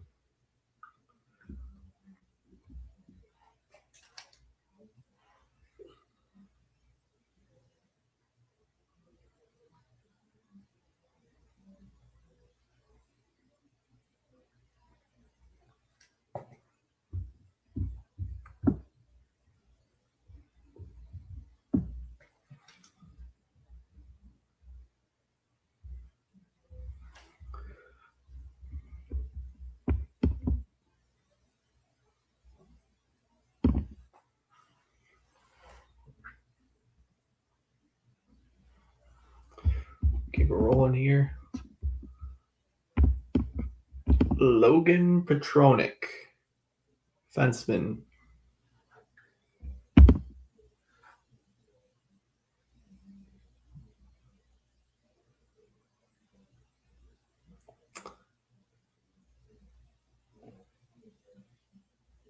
Up to 10 again. Cool. What's up, people? We'll keep rolling here. Like I said, for those who just joined, if you're new to the channel, I'm going to be doing some more streaming here Tuesday and Wednesday. I'm going to do a NHL draft lottery live reaction as well as the phase 2 draft recap for the USHL draft. That'll happen tomorrow from like noon to probably like 6 or 7. So that'll be a longer draft than this is, but I'm not doing a full stream for that. And then we'll get more into it in a minute. So, and then HG says on Wednesday, is it the American priority WHL draft to the Canadian? So this year they're combining them. So it's just one draft. They're not doing the U.S. prospects draft anymore. It's just WHL draft, Canadians and U.S. all on the same draft for 2011s. And then the same amount that it normally is for their priority selection. So thanks for the question there. And then we'll keep going here. Jake Donatelli, selected here by Sioux City, another Rhode Island kid. We've had a lot of Rhode Island selections in this draft, which is, it's interesting. We got here, water bottle fell. Elias Krivonik. Pretty sure that kid's not 5'11" and 93 pounds.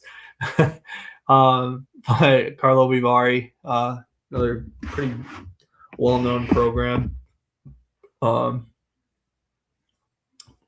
Madison goes and takes a selection there, probably because they were going to take Gabler. But that's funny. So Muskegon now up.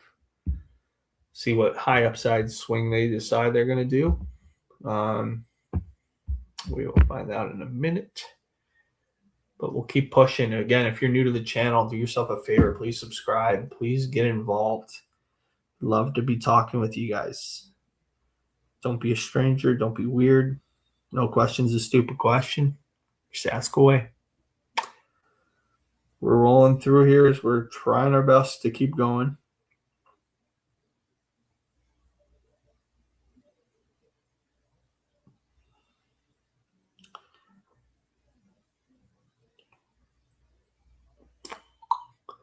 They got Colby Chiodo. I'm assuming that's the goaltender. Chiodo's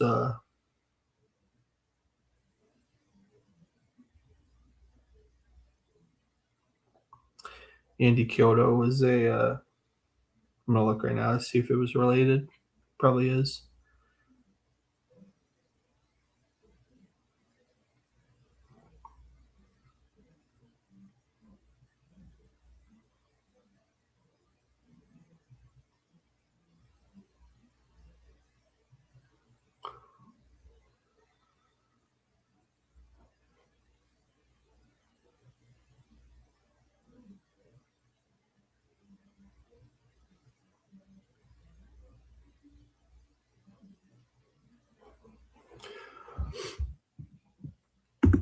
Keep plugging away. Cedar Rapids up now.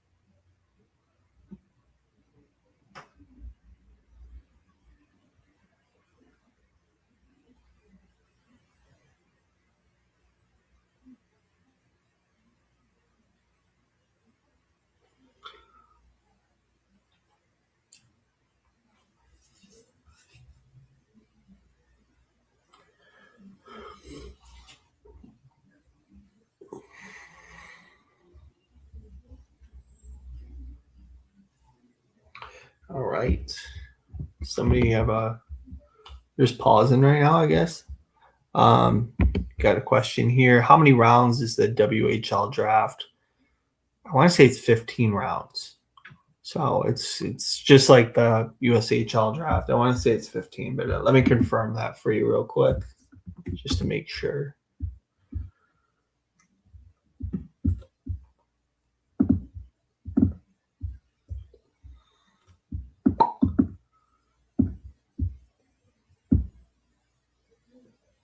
Got another selection there I'm going to get to in a minute. So last year's draft, and I believe it's the same every year. Last year's draft was, 15 rounds.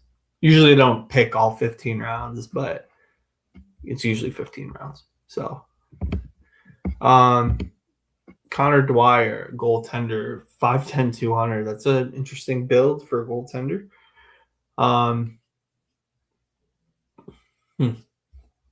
Interesting. All right. Let's see what else we got going here. Waiting for more picks to come through.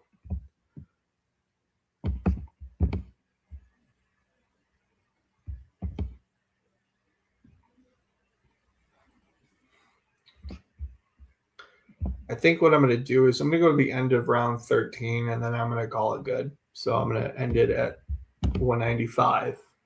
And then if you want to know my thoughts on guys that went undrafted, I will include that in my stream tomorrow for guys that I thought could have been maybe selected elsewhere. So it's just too long. And I think my insights for around 14, 15 might get a few kids, but not enough for me to stay on the stream. So I'm going to keep plugging along as much as I can here, but I'm going to probably end it at like 3:45. So probably about another 15 minutes I'll go, and then I'm going to probably end it. So voice is getting hoarse too. I want to be able to talk tomorrow. Will Cullen here from Moorhead, picked by Fargo. I thought it said Joey Cullen for a minute. I thought he was going to get selected.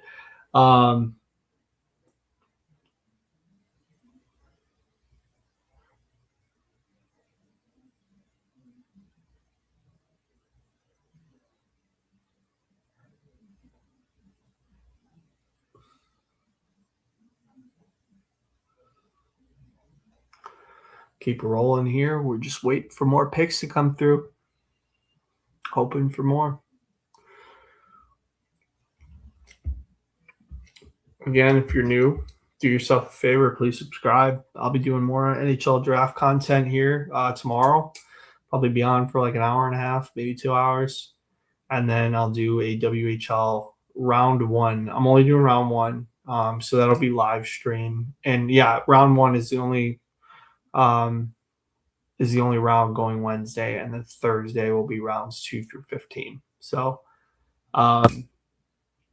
we will be I'll do a quick stream of the first round too and kind of go through different things. So be curious to see what happens.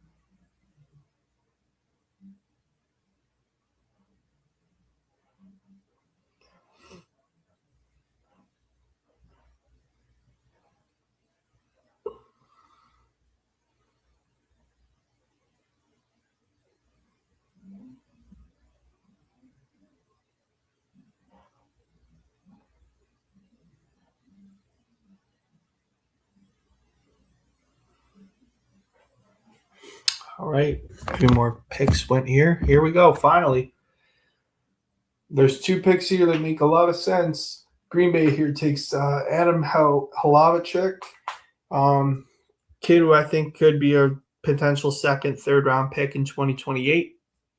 I like that selection a lot for Green Bay. Another high upside bet. And Dubuque finally goes and takes Alec Walker. Alec Walker was originally my 6th. He was my 6th overall guy in this whole entire draft. Clearly, this means he's going OHL. Kid from Lithia, Florida. Not necessarily a hockey hotbed, but very intriguing to say the least.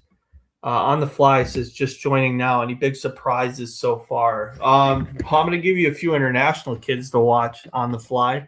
One guy in particular, 2 guys. One, you had a Bosnian kid selected in Jakub Siladzik. I think he was an 11th round draft pick. So very cool to see that. I believe he's actually the first Bosnian ever to be drafted into the USHL. And then the other thing was, sorry, let me just look back here. I apologize. You know how it is streaming for a long time. You get tired, right? the other thing was Volsinski. Pavel Volsinski plays for the Dallas Stars U15 elite program. Estonian-born kid, just came over to North America this past year. He got selected as well in the 11th round. Outside of that, I mean, Alec Walker must be going OHL route. So clearly he went a little bit later. The other thing I'm surprised about, a lot of small defensemen as well that have been selected, like not super small for 15, but just small in general, like an exorbitant amount. And then the only other real strong observation I have is I felt like more international kids could have been selected in this. And even some of the top kids, like none of the U17 team kids have been selected by a USHL team, even as a late round flyer. Maybe we'll start to see more of that as we're coming in here. But it should be interesting to see what comes out of some of these picks. It seems like there's some international swings. Mikalik, who just had a big U18s, as you well know, he was selected as well, I believe in round 10. And so thanks on the fly. Appreciate it. Very nice. I assume we'll see some of those guys at the lower division, IHHF U18s. Yeah, I think Saladzik actually has been even playing U20. So I think he played D3 level, I want to say. And then for Volsinski hasn't represented Estonia internationally, which is surprising. I think the kid's kind of been a relative unknown up until this year, and even still is, I think, for a lot of people. I would think Volsinski could be an impact USHL player as soon as next year. I think, Siladzik is probably a kid who may or may not, you look at him similarly to like a kid who played for, what team did he play for this year? Was it Green Bay? Big kid. He's like 6'8". He played for a USHL team this year. Jakub Matajevic plays a Croatian-born kid. He struggled a lot at the USHL level. I would think that Siladzik is probably in that vein of skill set. But Volsinski is a real player. I think that kid's he might find himself in a real situation. There's a few Kazakh kids, actually. The one kid just got selected here, but thanks for that on the fly. We will keep going here now. So, Dean Powell here just got selected. I don't have much on him. Don't have much on Jarl either, I'll be honest. The only guy I really have anything on right now is Tulukanov. And I don't even know if I'm pronouncing his name right. But Lincoln, this is a good savvy selection here. He's been, I think, about a point per game player for the New Jersey Rockets. So a kid who's got an awesome opportunity here to potentially break open the Kazakh storm that was set out by, a lot of different guys, like Bek Makish being one of them, Ilya Gromov, another kid from Kazakhstan who played in the USHL this year, Yegor Kim. There we go. All three of those guys have played in the USHL this year. Should be intriguing to see if he fits in that scheme of player. But I think there's some legit upside there. Good pick there by Lincoln. I'm going to keep plugging along here. Cruz Armstrong, Colby Armstrong's kid just got selected by Des Moines. That's a cool opportunity for the Armstrong family. I think he'll probably lean more OHL personally. Probably is going to be selected in the OHL draft, but Des Moines is a really solid program. I think it'd be a worthwhile consideration for him developmentally. And then obviously Sioux City here now. Sioux City's actually had a really good draft. If I were to go with the top three teams that I think in terms of like their selections and what I think quality-wise they've selected, the Chicago Steel will be one. I would say Waterloo was two. They took Nate Pavelski, who's Joe Pavelski's son. Took him in the third round. And then I would say Sioux City's had some really nice late round swings for this group as well. So we'll keep going. We're rolling around here. Sioux City gets Michael Eckert. I don't have much of a book on him, unfortunately. But a ton of Minnesota kids selected as well in this draft. There's been a lot of different guys from different, like either, Bantam AA kids, to U15 selections, to, a lot of high school kids as well, public high school kids and private alike. And so there's just a lot of different options here that are available. But be like on the fly. Obviously, if you haven't subscribed to his channel as well, great content that he put out over the U18s. I wish I watched more of it. I just work for a living, so I missed a lot of it. But guy puts up a ton of really good streaming content as well, and a very knowledgeable guy to follow. So if you're not following him, do yourself a favor, follow him too. Max Lappin here, another kid, played for Honeybake this past year, 6'1" and 224. I think it's a little rich weight-wise, but Max is a really intriguing player too. That's a kid who definitely will be like a first-round consideration for the OHL draft coming up in June. But Madison takes a nice swing here. You got to do that. I think a lot of these selections that are going to be coming late here are good North American kids. I think it's worthwhile to consider drafting kids like this with late swings. It's kind of the point of the draft, is take your swings and go and see what comes out of it. That's a huge part of what you can do here. But yeah, we'll keep going here. I'm going to come back and grab a water. Feel free to leave any questions off to the side, and I'll answer them in a minute. But give me like a few minutes, and I'll be right back.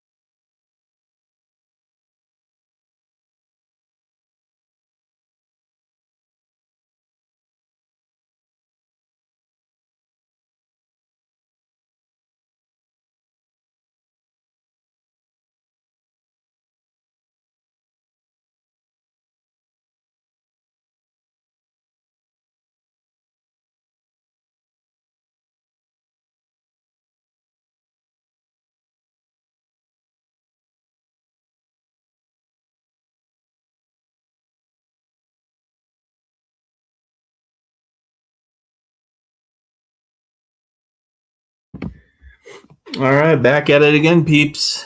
Going to be finishing up here, I think, in a little bit. But we're going to keep rolling. So, 2 picks since I left. Jet Zimot from Mount St. Charles Academy, and Jake Hall from the Notre Dame Hockey Academy, 15U.